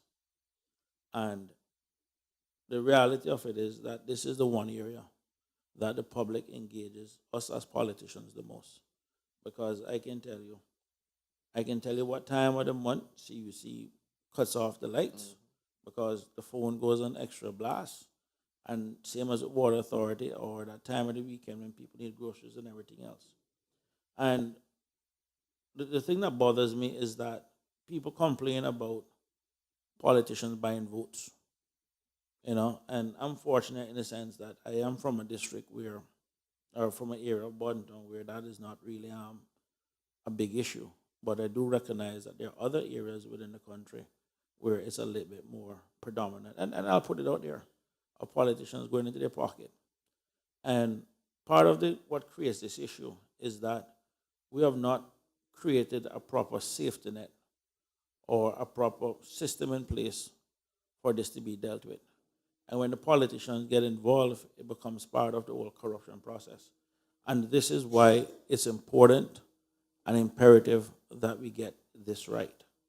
And it, like I said, I'm just still at a loss for words that here we are in 2017. And last time I checked on the presentation, there was 5,961 people employed in the entire civil service, and KPMG had over 300. So I don't understand how it is that government had to go to KPMG to get a quote-unquote welfare specialist out of their 300 staff, or if they're going to bring in somebody from overseas, then that's a different story, compared to 5,961 persons within the civil service. This is a basic function. If these are the kind of skills that the government needs, the government is supposed to have in-house. The government is not supposed to be going out to an accounting firm to hire a welfare specialist. And I'm being realistic. And if one isn't on island, then what scares me then is that when you bring in these overseas persons to come inside here and tell us how we must administer local welfare coming from countries where they do have the safety net, a different tax system and everything else, it's a problem. And this is why, Mr. Chairman, I'm saying it again and I'm reiterating that we need to see that KPMG report to fully understand what is happening, because there are quantitative metrics and there are qualitative metrics. And while we can look at all of this other stuff, we need to understand. And I'm the type of person, I guess just by the nature of my training, I like to see stuff in black and white. I like to analyze it, and I like to be able to go through it just as though we can prepare for this meeting. So all of this is fine and dandy, but the reality of it is this meeting or this session won't be effective until we have that KPMG report. So I'm just asking you, I mean, from my standpoint, to make it of value to me, I prefer we just reschedule this meeting to when we have the report and we can properly see. And I must express my disappointment that the government does not believe it can trust the PAC to see the report, but it goes to caucus. We could, in fact, invoke the standing orders and demand a report. But in the spirit of cooperation, I guess we'll defer that at the The moment. thing is, Mr. Chairman, not to cut you, fundamentally as a new politician, I believe there are certain things we shouldn't play politics with. We shouldn't play politics with health. We shouldn't play politics with education. We shouldn't play politics with the finance of this country. And we shouldn't play politics with social assistance within this country. Those are my fundamental beliefs. And Shared I by me. believe that as the next generation of politicians coming up, we need to set a different tone. But the reality of it is, the government also needs to understand that if they want to play politics with this is one game they're going to lose in the court of public opinion. So for that reason, and I don't want to go into a political mode on this, that's the reason why I'm just respectfully asking for us to get a copy of that report so we can see it and we can deal with it. Because ultimately, our job also is to ensure that the people who to get help gets help. I'm not here looking points on the government. I'm not looking one man up ship. But the reality of it is we need to get this right because a lot of people are hurting. See, since I've been sitting here, and I'm on a message I've been coming into with people looking at assistance again. And the scary part is a lot of them are not even from my district. You know what I mean? So we need to get this right. And the objective here, like I said, don't want to go in political mode. We just want to get this right and get to the bottom of it and just fix it and try to be constructive in the process. Mr. Chairman, I just don't want it to be seen that the government, and I'm not on the political side, I'm a civil servant, but I just want to be able to say that this OBC was finalized on the 11th. I was on vacation and returned to office on Monday. I don't think that the Premier will not release this report. I know he is quite busy in trying to finalize the SBS. I can ask that this report be released. So it's not that this report is not, the protocol is the same way you have finance, when we do our audit to financial statements, it's actually taken to Cabinet as a courtesy before it's tabled in the LA. I can request the Premier to release this before it gets through Cabinet. I can do that, but it's not, I don't want it to be seen that this document. We're going to adjourn the meeting shortly Okay. to come back with a report.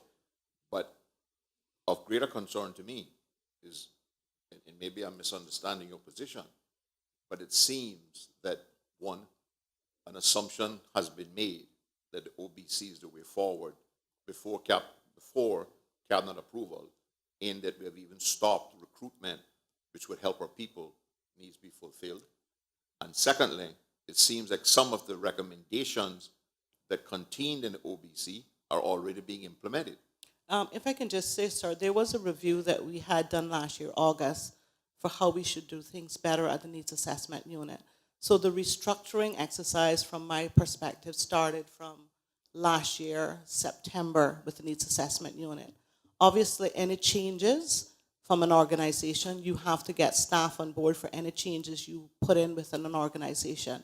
So to say that the recruitment of the staff has been left solely because on the thing of this OBC, I put a hold on the recruitment from last year. There has been some within the unit. Obviously, the change is scary to any civil servant unit, and it's taken me that amount of time to be able to assure the staff of the Needs Assessment Unit that the restructuring is for the benefit of the clients. So this, to say that the recruitment is solely on the OBC, sir, is I put a hold based on a review that I got carried out internally last year, August, based on the complaints from clients of how we should be doing things differently.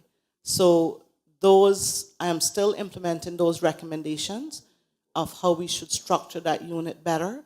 Like I said, change is scary to any organization, and it's taken quite a bit of time to have lots of meetings with staff to assure staff that it has nothing to do with them not having a job or them not doing their job, but how do we do things better for our clients. So I've had quite a number of meetings with the needs assessment staff and management to talk about the way forward, how we need to restructure to meet the needs of the clients. For example, I went through a change, and I use that as an example to them when I meet with them.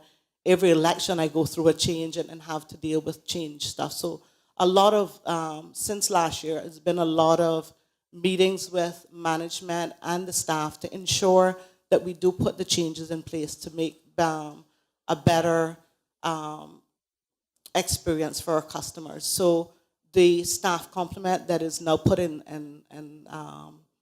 the needs assessment unit is what I think will address the needs as the chief officer responsible for the unit, will address the needs of that unit to better meet the needs of the client, sir.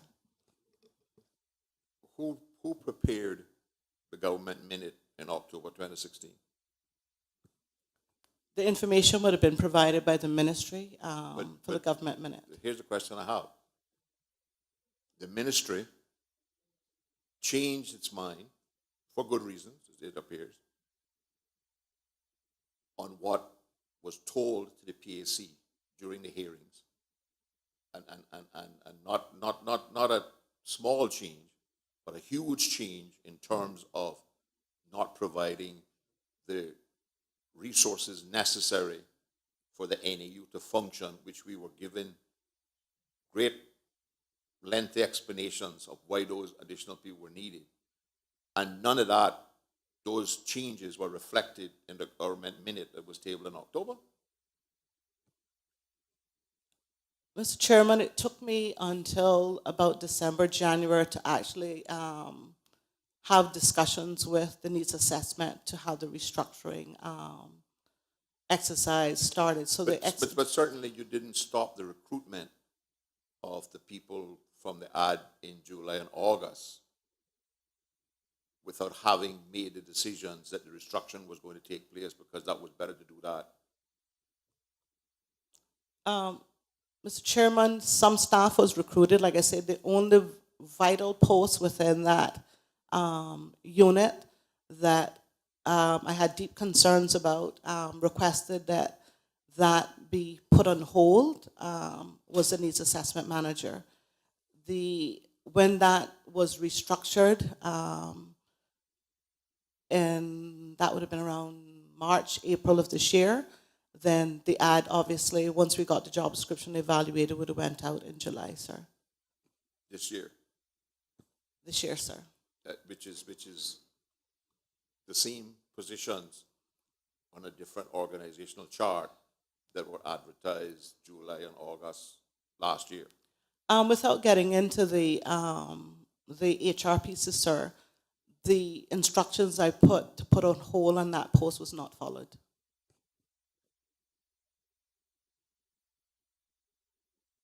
So you're saying that the manager was recruited in spite of your instructions not to hire the person? Without getting into the HR pieces, sir, the manager was not hired because I put a stop to it, sir.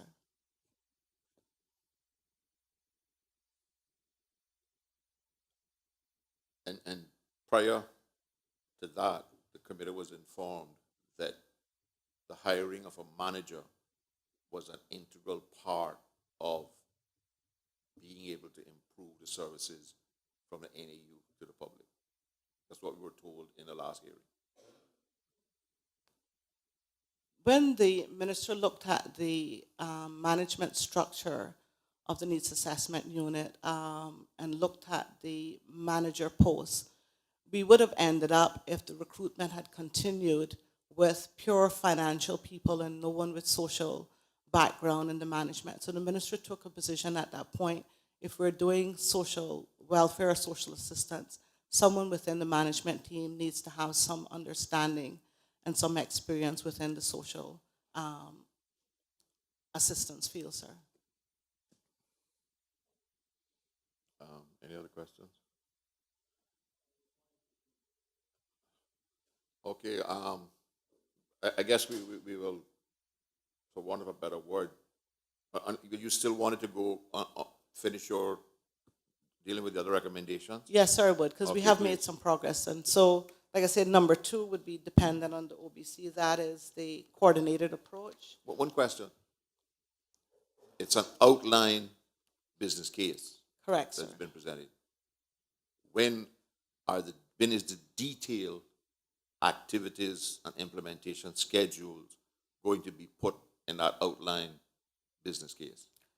The recommendation is that because the data across government needs to be looked at and consolidated, the recommendation is that the database at the needs assessment unit can add all the fields that need to be required for all of the clients that we have receiving social assistance across government. So once that integrated database is completed, we're expecting that they should be able to do a full business case, because what the consultants found when they were looking at is that the database are not complete. For example, if you look at one from Seneco and one from the Needs Assessment Unit who are dealing with the same clients, you don't get the same information. So one of the recommendations, which would cost us roughly $5,000, is to have the database at the Needs Assessment Unit, which is the fairly new one, reviewed by computer services, and we have this integrated database. So I think when they looked at the clients and the information that is received, the database were not complete. So that should, once we get that completed, we should then be able to be in a position to do implementation. But what they suggested was a whole integrated approach.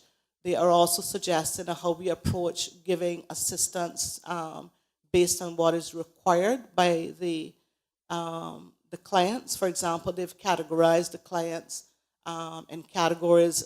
For example, right now we have elderly, when an elderly person applies for temporary poor relief, for example, which is rental assistance, we treat that as a temporary issue when we know that that's a more permanent need of, say, an elderly and a mentally person. So they talk about having a rate across that will meet the needs, using some of the same funding you have, meeting the needs of the client, so that our preferred clients in terms of the elderly, the handicapped, and the mentally ill receives a standard rate, for example, which we would have to get ESO to give us some assistance, which we've already met with them. And I'll talk about that in the recommendation that pertains to that within the audit, if you permit me to go through the rest of where we're at with the other recommendations, sir. So KPMG completed its OBC without the data. They had data, but what they're recommending is that that data needs to be across government more, how do I put that, more comprehensive in terms of what you're getting for the client. For example, it may be a client requesting indigent medical within the Seneco database. I may not necessarily be requesting financial assistance from the Needs Assessment Unit. So, but having that picture of what that individual requires, we can then have a look and say, well, Mr. X only requires a rate of this to do with medical, whereas Mrs. Y may need rental assistance and the indigent. So this is going to take us some while to actually look. That's why I say we have two public consultation with our clients, because we need to know what are the needs of our clients that we have, our permanent clients, that's our mentally ill or disabled and our older persons. We need to know what their needs are, and is government meeting those needs? And so that is the gist of what the recommendations are, is having this coordinated approach, having one client number, one client file that everybody has access to.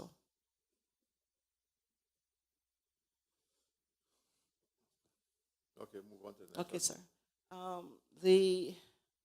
In terms of measuring the performance and providing the Legislative Assembly with regular feedbacks, the Minister is currently reviewing the database, as I have said, from the various agencies with a view of updating and coordinating the data.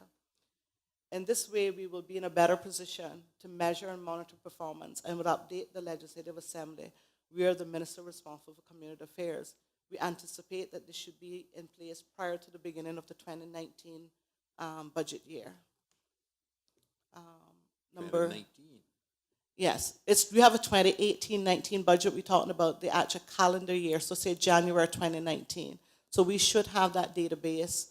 We're not saying it's going to take us a year to do that, but we're committing to if we get it done before that, we're committed. As soon as these databases are updated and have the information, through our minister, we will actually give the legislative, and after that, we will give regular updates. You're allowing 1 year to implement a $5,000 fix? No, sir. It talks about, if you look at the recommendation, the government should develop the means to measure and monitor performance.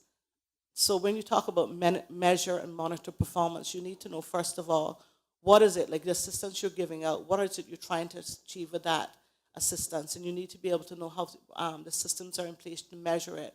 So for example, if the goal is to give our older persons assistance, we want to be able to know who those older persons are, get the database. But didn't you all, have you all just completed a complete survey of older persons' need in written legislation? And you're going back now to reassess it again? No, sir. We're talking about this, the funding we currently give. We need to know the funding we're currently giving across government for each of our persons. So that should be able, we should be able to get into the database.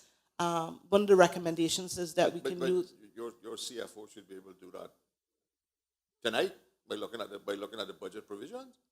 No, we're talking about updating. Let me explain. You now have FAST, which is the database for the needs assessment unit. FAST would have all the current information that people that have applied for temporary poor relief since the needs assessment has been set up.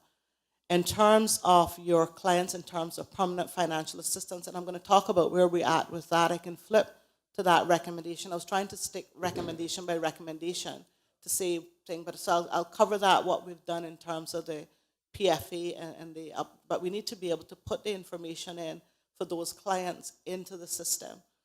Those are the historic clients. Some of these would have been way, way back. A lot of our permanent financial assistance would have been added in the 90s and late 90s. But how are you doing your budget if you don't have those numbers readily to hand? We have the numbers, but I'm talking putting information, all of the information that you will require on that particular client, age, all the demographics that you all may want to have that we can get from a database that, for example, if you want to know how many people, say, are in, not going to use Northside, in the district, say, of West Bay, how many clients that you have are over 60, what are the financial implications for 5 years from now for the current people you have within the system, what is the financial funding that they have, like, for example, some of the older person may have land, but they don't have cash. So those are kind of things that when you start asking questions about our demographics, we need to be able to put those into the database. We think this can be done fairly quickly. One of the recommendations that we could use are summer interns or Christmas interns to update that database. We have actually put some of the current staff of the ministry and needs assessment. We're actually currently putting, and I'll talk about that when we talk about the PFA update, but just what I'm saying is, I'm not saying that it's going to be January 2019 that before we get it done. What I'm saying, I do not know, gathering that information, and you don't want to take your needs assessment officers off of doing needs assessment for data entry. So what I'm looking at is when your interns are off during the Christmas, this is a good piece of work for the interns that we normally hire during the Christmas and summer to be able to update that database, because we don't want to take our needs assessment officers off. But aren't your needs assessment officers now entering data real time? On current staff, not on the historic ones, yeah? In terms of the government should develop the means to obtain and up-to-date information on potential needs for social assistance, as well as information on trends and such needs to assist in the development and maintenance of a coordinated strategy. We discussed that that is something that we'll be doing within the OBC. And that will give us the essential step with having this integrated approach. So we'll talk. Excuse me, I think the Auditor General wanted to make a comment on before you move on. Thank you, Mr. Chairman, and apologies for interrupting. The response you've just given to question 3 is helpful in understanding the database and the individual information around the clients. But recommendation 3 is about a performance system to measure the success and whether the social assistance program or programs achieve the outcomes they're trying to achieve. And I don't think the response really addressed that. Okay. So I just wondered if the Chief Officer could clarify, please. Yeah, and that's basically what I'm saying. Once you get the data in, then you need to be able to know, like, for example, we have our criteria, we have our policy in place for each one of these assistants. So your recommendation about measuring the performance, you want to know basically if what we're giving out to clients in line with the criteria and the policy set for that assistance is in line. Is that what you're referring to? Well, it's connected with the first recommendation, which is what is the strategy? What are your policies for welfare assistance trying to achieve for needy people in the islands? And therefore, how do you measure whether you've achieved what you were trying to achieve? And is there a So yes, it's useful to have all sorts of data about individuals and numbers in West Bay and you know, the various things that you were describing. That's helpful. But it is, you know, are we helping people back into work? You know, what are the outcomes you're trying to achieve, and what measures will you have to show the success of the program? So it's at a program level, not an individual Okay, level. well, thank you for the clarification. The OBC makes recommendation in regards to outcome indicators and potential measurement criteria for those outcomes. But the majority of our clients are actually persons that are elderly, mentally, and disabled. So the outcome would be to provide financial assistance so they're able to maintain themselves.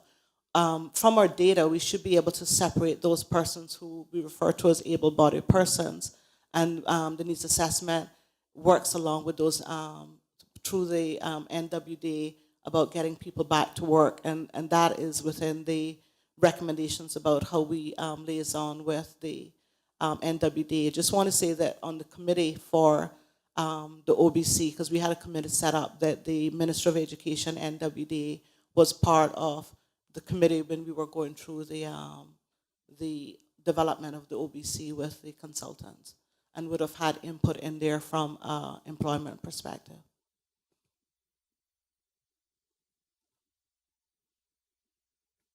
Sorry, Mr. Chairman, that was my interruption. I think the Chief Officer was on item 4.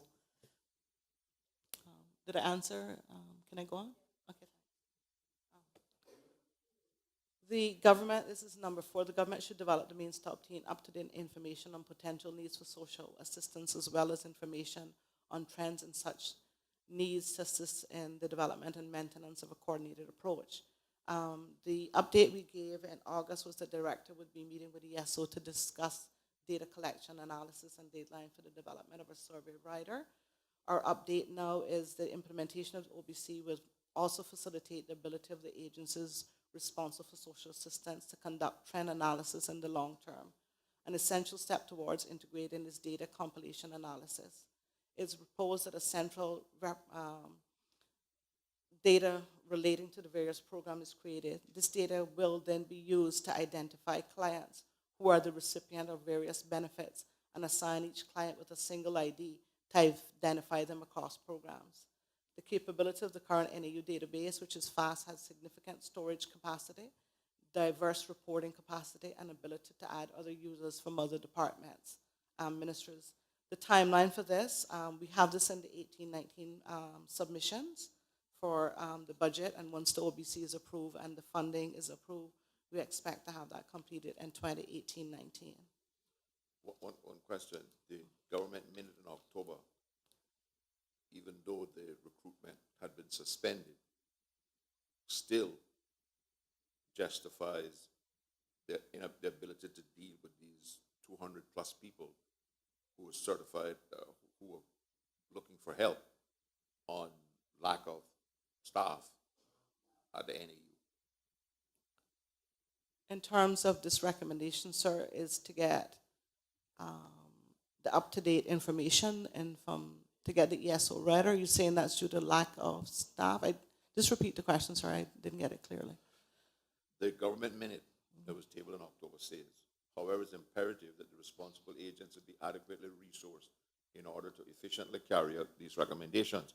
It should be noted that at present the NAU is understaffed, this is October, thereby unable to perform the necessary research required to determine trends and appropriate strategies.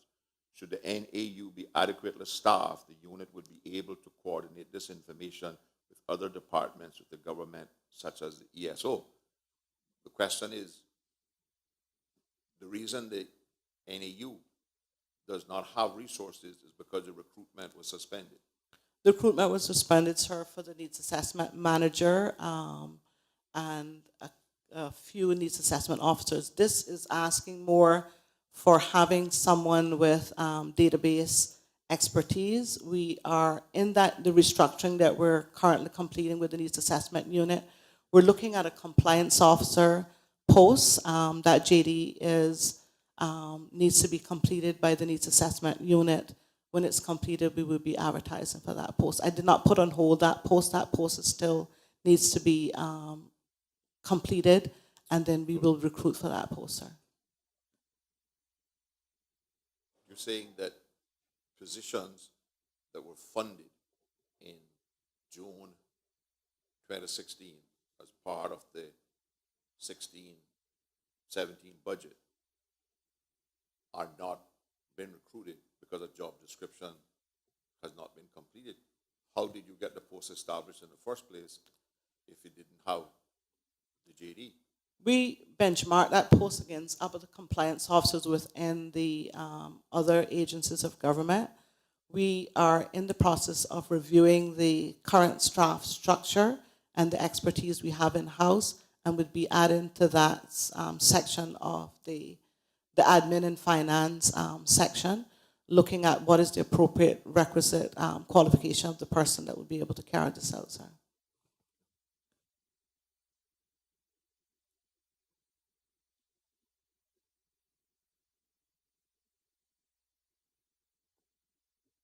Go ahead to the next one. Number 5, the government should set clear, realistic, and measurable objective for each social assistance program to provide a basis for reassessing its performance.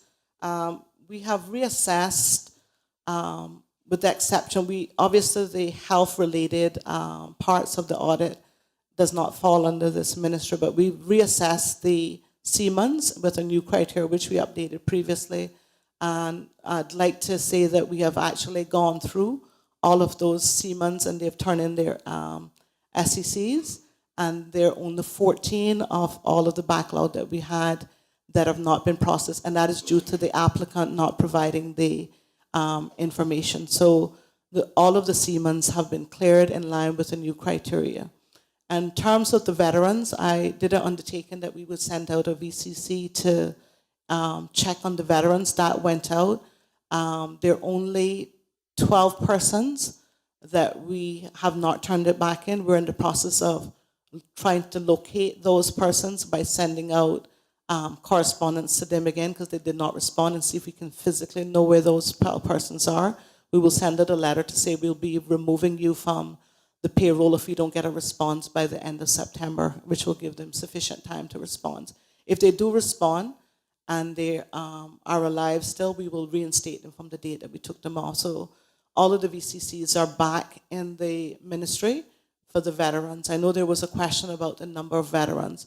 We came up with some of those veterans, and Grand Cayman in particular, could not get the chairman to sign off on their VCCs. I spoke to the chairman.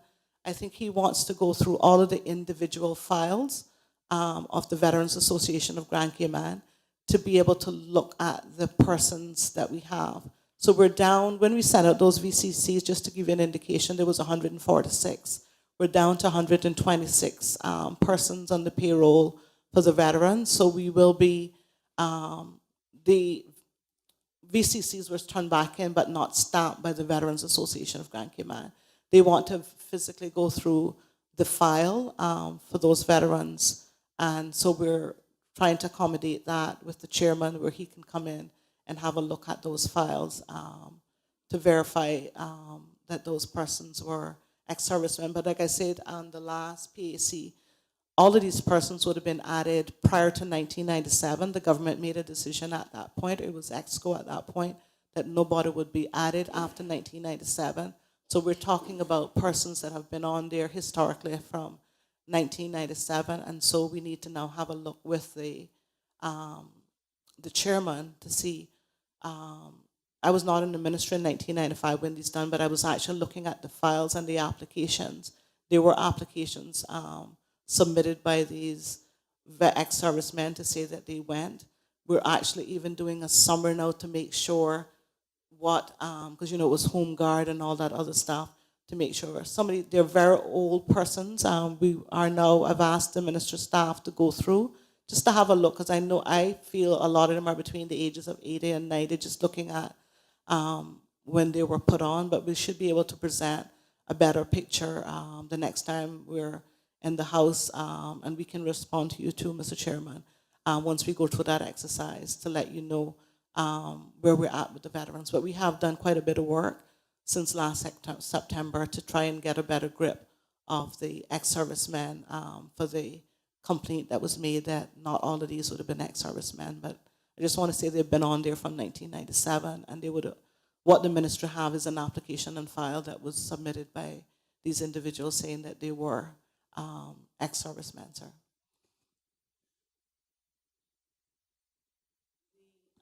That leaves then only the PFAs, reassessment of the persons who are currently on there. We actually employed a part-time person who started work on Monday, and I'm assigning the admin staff from the ministry who's done a wonderful job with the Siemens and collecting information, and we're able to process those. So I'm using that existing staff to see if we can put a system in place to start the reassessment of the permanent financial assistance person that was on there before the needs assessment unit was set up.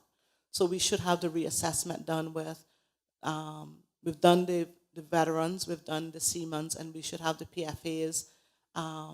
I've said to the staff, we need to be able to get this done before we come back down here in October for budget, so that we can give the Legislative Assembly an update where we're at with the reassessment of the permanent financial assistance for the persons who have been on there for quite some time.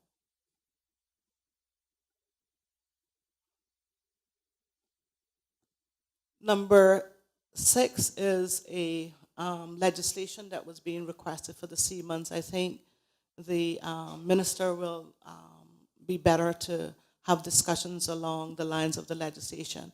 Just from our perspective, the veterans, for example, are majority of them are slowly deceasing. Just based on what I said for from last year until now, we've had 20 deceased persons. Yeah, so basically, the ministry, along with the minister, will review whether or not there's legislation necessary for the Siemens and the veterans in terms of, or whether it's better to do, which we are doing, an upgraded social assistance legislation, which would cover the Siemens and veterans as older person, because they're already covered by the older person legislation.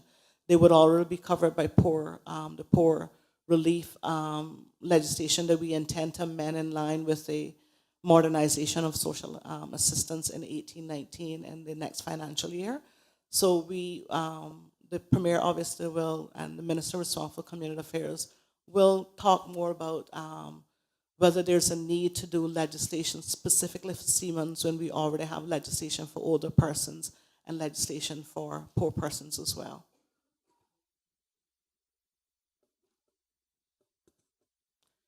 The number 7 is the government should follow through on the 2013 strategic policy statement to amend the poor persons law to develop accompanying regulations.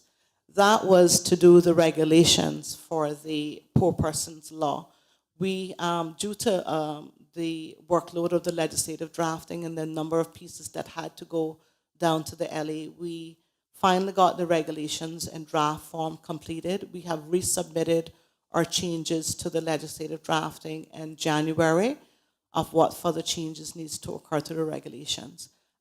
We will aim to get the regulations in line with the current legislation, which is quite old, the Poor Persons Law.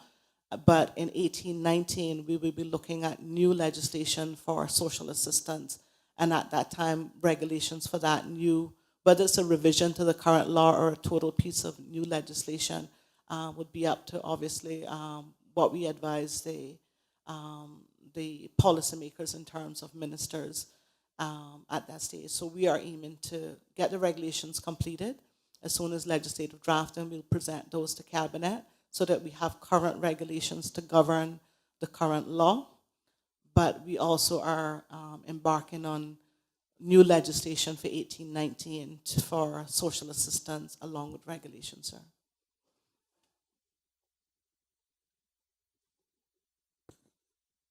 The number 8, the Department of Children and Family Services, together with the Needs Assessment Unit, should develop and document policies, eligibility criteria, and procedure to guide the assessments of people of indigent.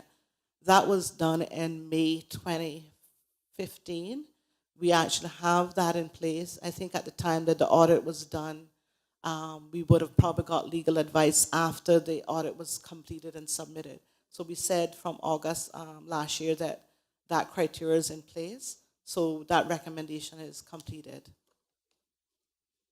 The government is ensured that regular reassessment of eligibility are carried out in all programs on the basis of a person's financial circumstances.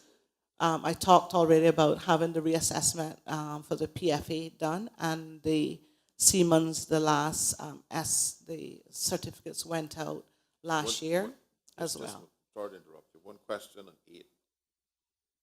You say that you have resolved those policies and stuff. Have you removed the requirement for the minister himself to sign off? If I can just explain that the health insurance law has not been changed.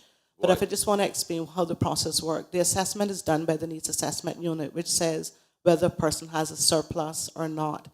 That is then passed on to the director of DCFS, who then recommends that to the minister that person. So the minister doesn't make that recommendation by law. The Department of Children and Family Services director makes that recommendation to the minister. The minister then just gives the final approval in line with the legislation. So it's not the minister's. The law holds the minister responsible for the ultimate decision to declare them, but it's on the advice of the Director of Children and Family Services. But 2 years ago, we were given a commitment. We have had amendments to the health insurance law presented to Parliament since that to remove the final signature by the minister. Are you saying that's still in place? The Premier and the Minister obviously is looking at that recommendation. He is aware of it, and I'm quite sure that when they're looking at any further changes to the health insurance law, that is something he will look at, because he himself ends up having to sign the recommendation, and I know it's something that he has his policy views on how that should be handled. So that's something that I'm quite sure that he will be bringing to the Legislative Assembly in terms of the health insurance law, sir. But we had the health insurance law here in February. He wasn't concerned before that. I'm not on the political arm, sir, in terms of the recommendation, but I'm quite sure the change from as the government is looking at health insurance and what is the appropriate way to deal with persons who are declared indigent. I think that, and I'm not speaking for the Minister of Health or not necessarily defending the political arm, but that piece of, to remove that legislation will means that we have to have a look at how we provide health insurance. Because, for example, a lot of people that we're declaring indigent are people who have gotten in a, era of the weekend, we have someone who's gotten in a car crash, they don't have health insurance, or they've blown their health insurance, and they need to be flown off. So I know a lot of those cases, with the exception of the elderly and the handicapped, who we've actually put on as a permanent basis now for the elderly and handicapped who don't have insurance. So there's no need to declare new ones of those, because we put them on for a longer period of time. But how the health insurance is written, until we have a revamp of the health insurance and how we provide health insurance as a country, you are going to have to declare from a government perspective someone to be indigent if they don't have insurance. So I think that is something that the government is looking at from a health perspective. I have never understood why the government believes that the only way you can provide health insurance for somebody who doesn't have health insurance is to declare them indigent when government has its own health insurance company. Is that cool? Yeah, and I think, and we can, we can look at, and I think the Seneca's representative is here. We can, what we started to do as well in looking at the indigent persons that we have now is to try to collect some more information on those that we have to declare who don't have health insurance. So I think from a Seneca perspective, what needs to occur first and a health insurance is to see who don't have health insurance. But even when you have health insurance, for example, some of the cases that I've seen come across that goes to the minister is for someone who ends up with something that blows their insurance coverage, and when they have to be flown off, As you know, the overseas providers will not deal with those critical patients unless they have some assurance. So, But correct me if I'm wrong, but there is specific allocation in every annual budget, millions of dollars for people who don't have adequate health insurance. There's a special fund for it. There's that extra fund for those who have exceeded the coverage of their health insurance. Am I correct? Right? Why then does the government continue, and why hasn't the recommendation been made from this ministry that criteria of having to have somebody who needs their health insurance extended, for which separate funding is provided in the budget, be certified indigent? we have put forward a recommendation, and also there's some recommendations in the current OBC on how we deal with those transfer payments. So even though they don't fall under the ministry, because they were part of the audit, there were recommendations made in the OBC from the health side as well, sir. So hopefully as soon as we get this passed through caucus, we'll be able to provide you and the other MLAs with a copy of that. And hopefully within the next 2 weeks, we should have that out to you, sir. Under what authority are you providing stuff to selective MLAs and depriving others from getting it?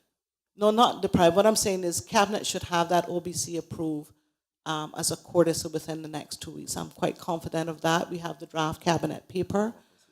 It should go before Cabinet. I am quite sure, as the Premier has indicated, that social assistance is a priority, that will be approved by Cabinet. The Councillor obviously is here, and I will pass on to the Minister as well, that as soon as this is approved, that we disseminate that. Because one of the things in the OBC is have public consultation, and we intend to have a wide public consultation on the OBC there as soon as it's approved by Cabinet. But again, I mean, just for my edification, you have done an OBC that is going to require public consultation to finalize. For what reason? Is the public consultation an education exercise of how the people access it? Because from where I sit, I would have preferred if you had the public consultation prior to finalize a document for government to approve at Cabinet level. No, this But public. what happens if the clients tell you this is not what we want? No, this public consultation, obviously there are recommendations, for example, about categories of our clients and how we actually give.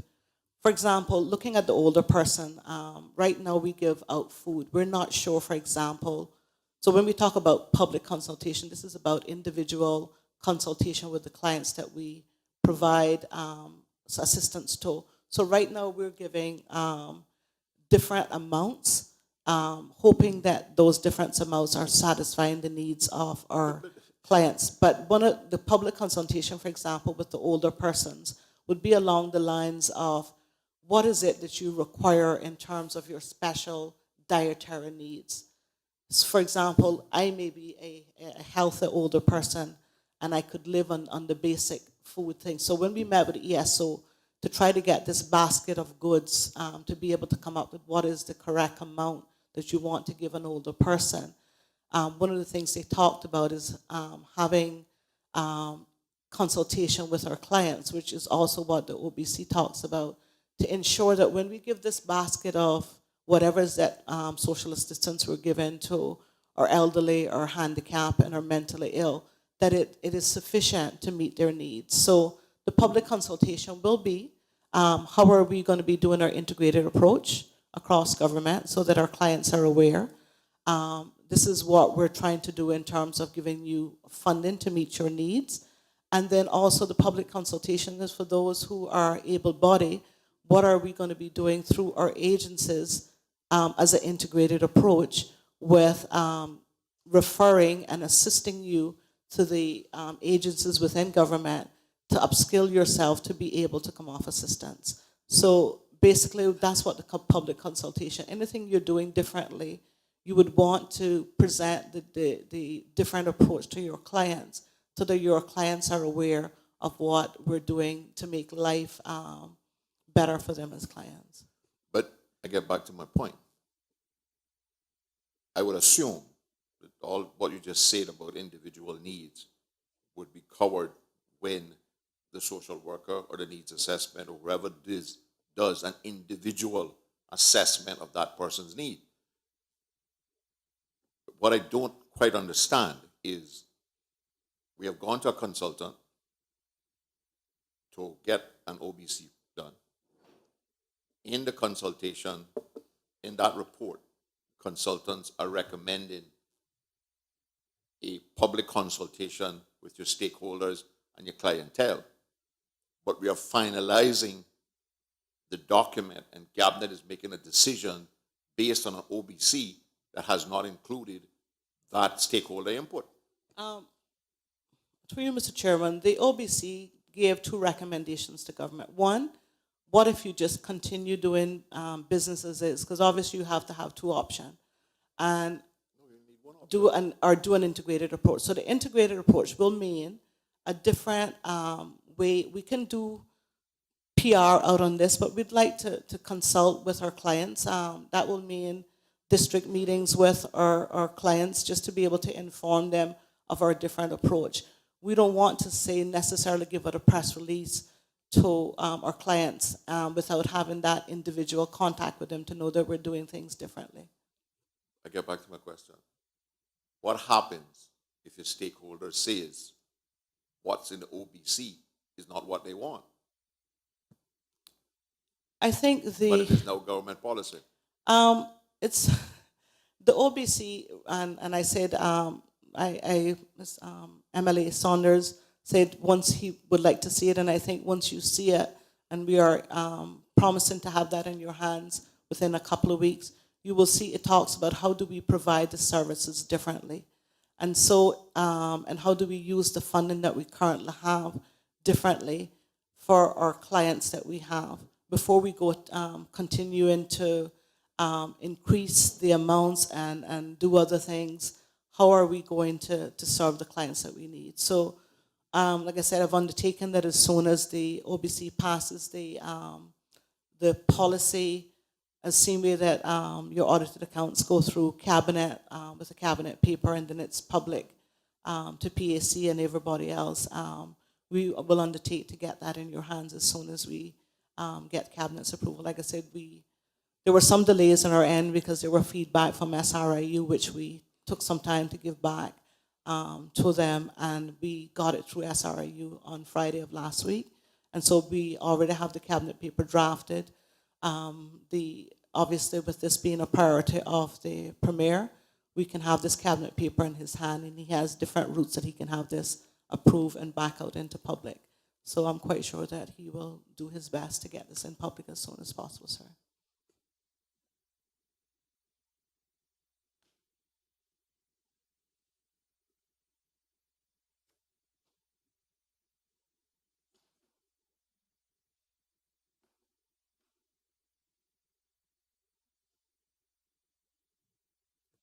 I've already talked at length about the reassessment, which was the next one. So I'll go on to the minister responsible should take steps to ensure the eligibility for each benefit is determined by robust and transparent application. We've actually had the majority of our criteria updated, and so that has been completed. In terms of the next recommendation, should develop appropriate appeals process and ensure that all applicants for benefits are provided with information about how to appeal. Our recent update is the OBC obviously is recommending an advisory board, which will be all of the chief officers who are responsible for this assistance, and that would be so basic, for example, right now, myself, the minister, the chief officer for health, and the chief officer for finance, we have our regular meetings and chief officer meeting. But what they're suggesting is that we have an oversight body, which means that the same way we had like the Interministerial Committee on Youth, which you all will be familiar with, we'll have a committee that will be made up of the senior people across government that would be your appeal. So for example, and you also have the appeals that you can send it to the complaints commissioner now. So if someone is denied, they can appeal to this body of chief officers, which will be set up shortly. And then they can also appeal to, and right now they can appeal to me. A lot of the clients do appeal to me for their services. They do it we have a process in the ministry where they call the PA and the senior police officer takes those complaints. If the client is denied services, we do a research and we speak to the needs assessment unit in terms of why that particular client was denied. We get more information from the client because sometimes the client does not divulge, and it's kind of from a client perspective to be able to tell your whole information, your whole story out when you're seeking assistance. So sometimes when they come and we have discussions, there are things that they might not have told their needs assessment officer, they might not have told their representative, and sometimes having that one-on-one discussions with them, we're then able to be as a chief officer, I'm able to be the middle person to go back to the director and say, these are the situations that has occurred, that the client might not have divulged to you in detail, and here is the actual special circumstances. And most times then the client will go back and the services are then rendered based on the new information that the client may not have been comfortable divulging information, especially with our mental health patients in particular, and some of our older persons. They are not so comfortable sometimes if they're involved with an officer of divulging that information. But once they realize that they've been denied and you have a conversation with them, they then are able to go back to the needs assessment unit and provide that information. So there are appeals process informally. In terms of chief officer, they appeal to me and they appeal to the we've had a few clients for the Seamans, for example, who are living overseas, who go straight to the complaints commissioner, and they come to us and we then have to say to the complaints commissioner they're not living on island. Should they return to the island and live on island, then we'll be able to reinstate. So they do go to the different avenues to do their complaints. So, but we know that there needs to be a more formal appeal process across government, because right now they can appeal to the individual chief officers, but because there's not a coordinated approach, when the three chief officers are involved in the oversight of the coordinated approach, then we should see the one client getting the appeals heard from one body.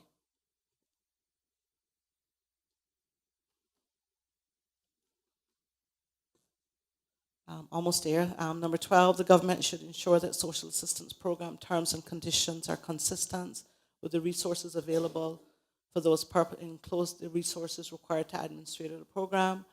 I went over that, the staff complement.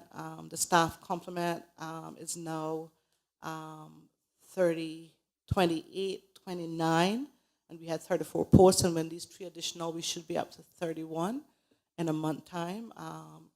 The only other post we would not have filled is the compliance officer. We need to be able to get that filled before the end of the year. But in doing my research and looking at the separation of these 2 units, it is costing quite a bit administratively. When you look at the amount of staff that both agencies, the separation was supposed to create efficiencies, but in doing an analysis recently, there's been quite a lot of increase on the administrative side in terms of the number of accounts officers you require, for example. So I've asked my CFO to have a look at the really accounting, whether we need to centralize at the ministry level or centralize more across the 2 departments. But we have quite a number of accounting staff between the 2 agencies. And so I'm having a look, because the whole ultimate goal is to provide the services, but not to continue to let both agencies grow as well. And so when I did that analysis recently, there's quite a substantial increase by having the 2 of them have their administrative and their accounting separated. So I've asked my CFO to have a look at that and see if we can gain some synergies by centralizing some of the accounting functions. For example, the Minister of Education has done that. centralizing some of their accounting functions and being able to provide better services as well when you have that centralized. So I've asked to look at what we currently have and what we can do in terms of making that more efficient as well, the actual processing of the payments, because we've had, I know, complaints about some of the checks not being ready on time, and the CFO then, and then the deputy CFO have to become involved. So we're trying to see how do we streamline that once the services is approved, for example, rental assistance, that the landlords who decide to rent our clients, for example, get their checks in a timely manner. So the CFO and the deputy CFO has been, especially the deputy CFO, because the CFO is new, just started on the 1st of August in our ministry, and the deputy CFO has been there for quite some time and has dealt with quite a number of those calls from the persons who are waiting on rental. So we're also looking at how we can actually streamline that so that when the services are approved, that we can have the payments out in a timely manner to the persons who are renting.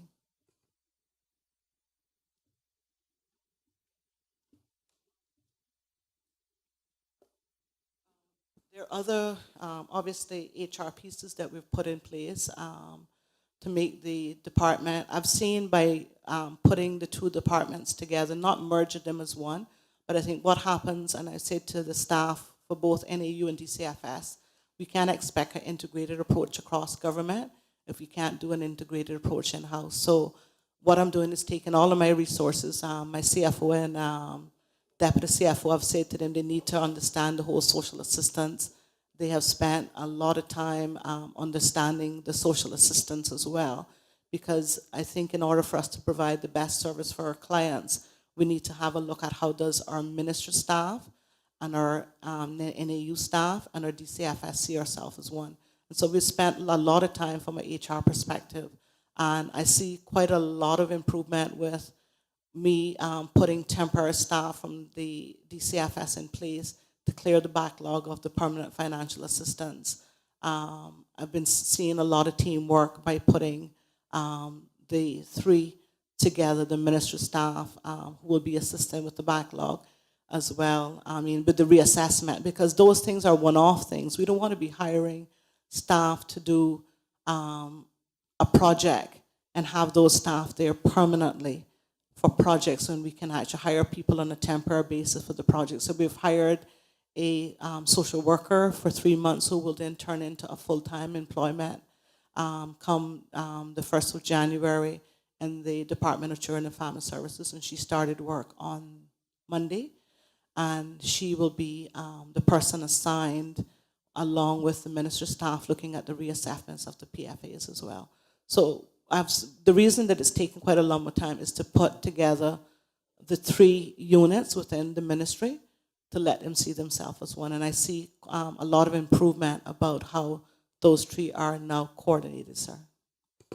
Well, I'm glad that you're getting improvements. My concern remains the 201 people that haven't been addressed. And when do we expect those people to have received or refused the aid that they requested? My concern, which I've said to the needs assessment unit, that's what I've assigned staff from the ministry and staff from DCFS who can spend a couple hours doing that. I need to know that those 201, I think, when we run, and our CFO can run those. The difficulty comes in, sir, is when we can know if they're getting like food, because remember the food is paid out to the supermarkets and the rental are paid out. So what I've asked the CFO to do as a special project is to go through and see if these 201 are receiving other services. So we need to go through, for example, who we're paying for costs. So that exercise, I think, sir. Why does that require the CFO to do that? No. Certainly, when somebody walks into NAU to seek help, they're asked a question: do you receive food vouchers? Do you receive rent?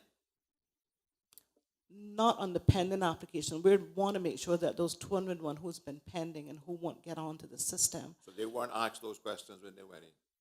they just turned in an application, sir. Some of these would have been from DCFS and the needs assessment unit.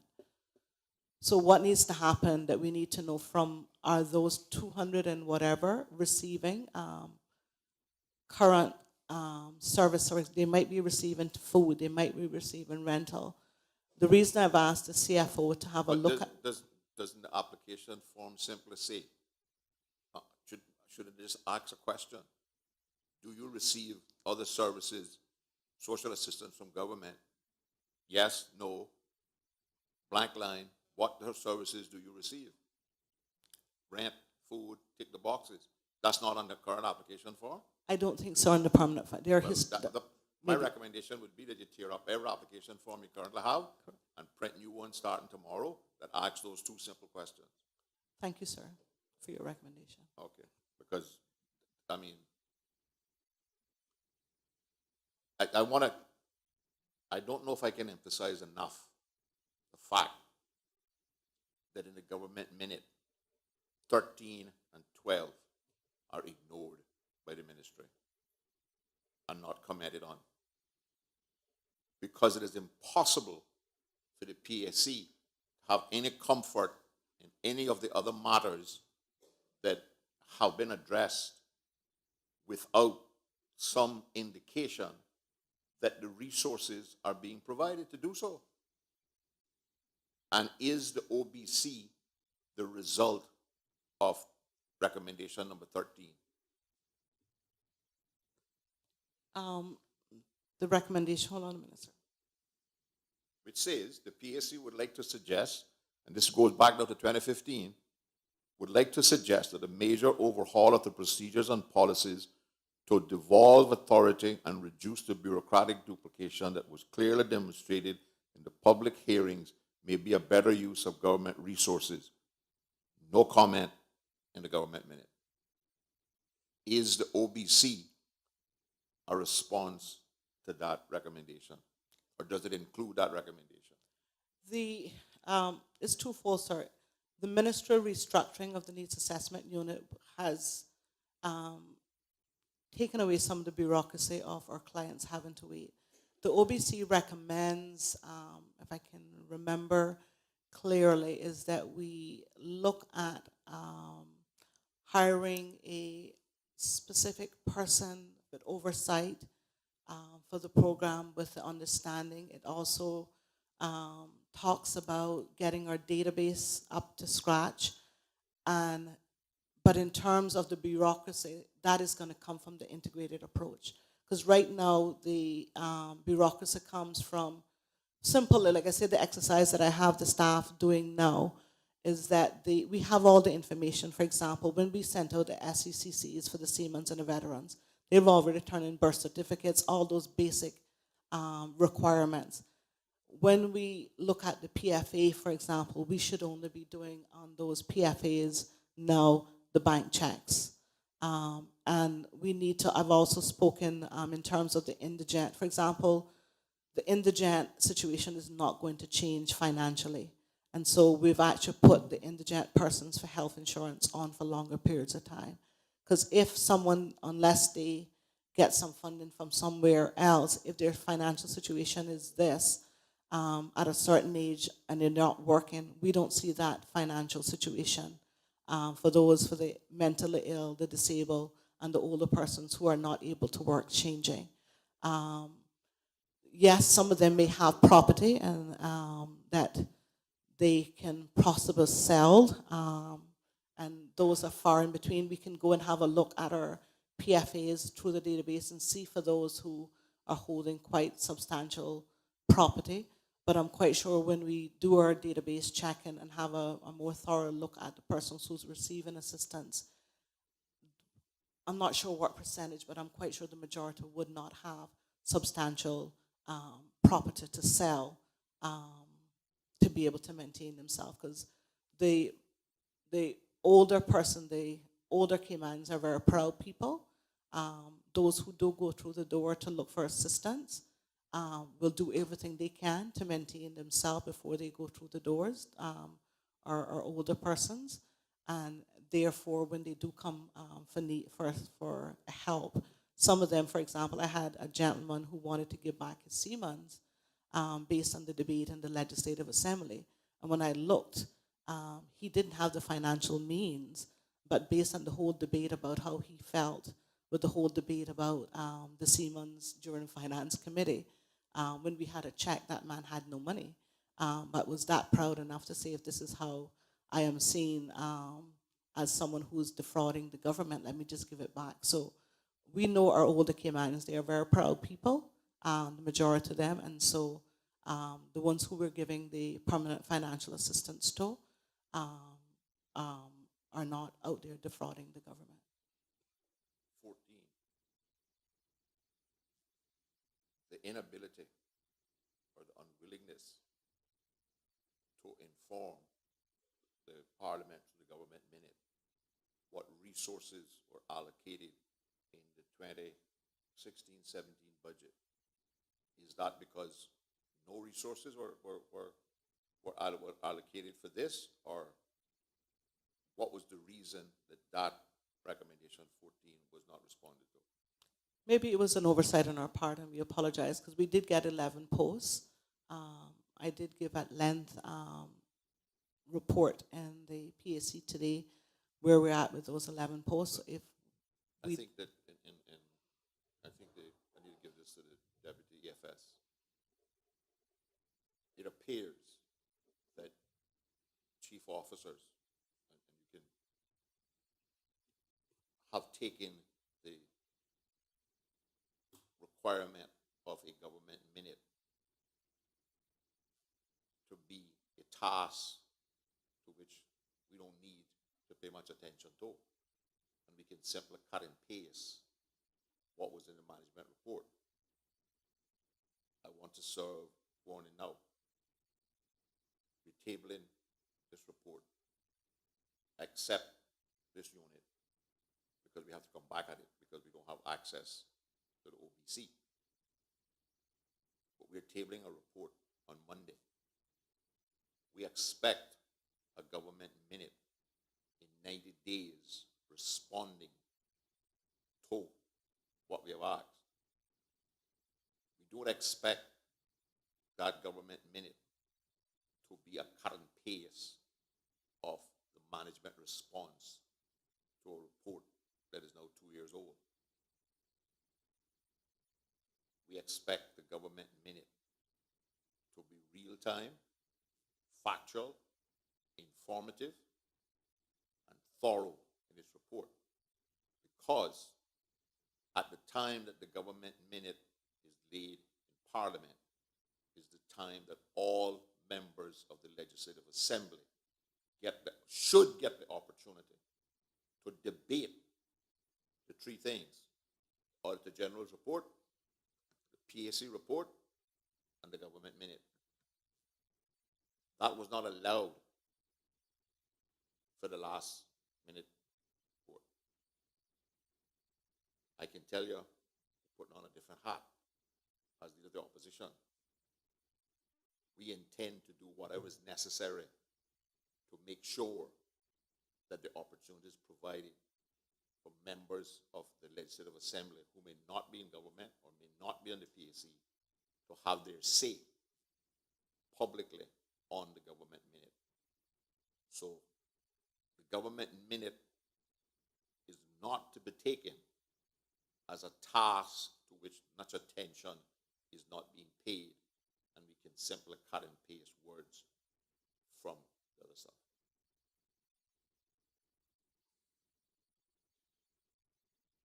Any other questions? Well, I guess we can leave everything else now till we meet again, and we'll does the committee want to set a meeting now so that the chief officer has a time period in which to get this done? She's saying that she should have it ready for us in a couple of weeks.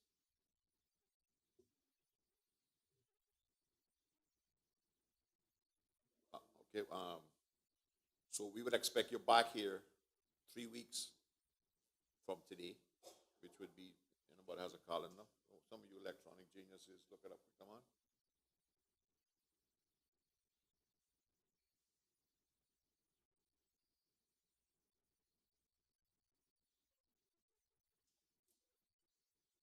On September the 6th at 10 o'clock.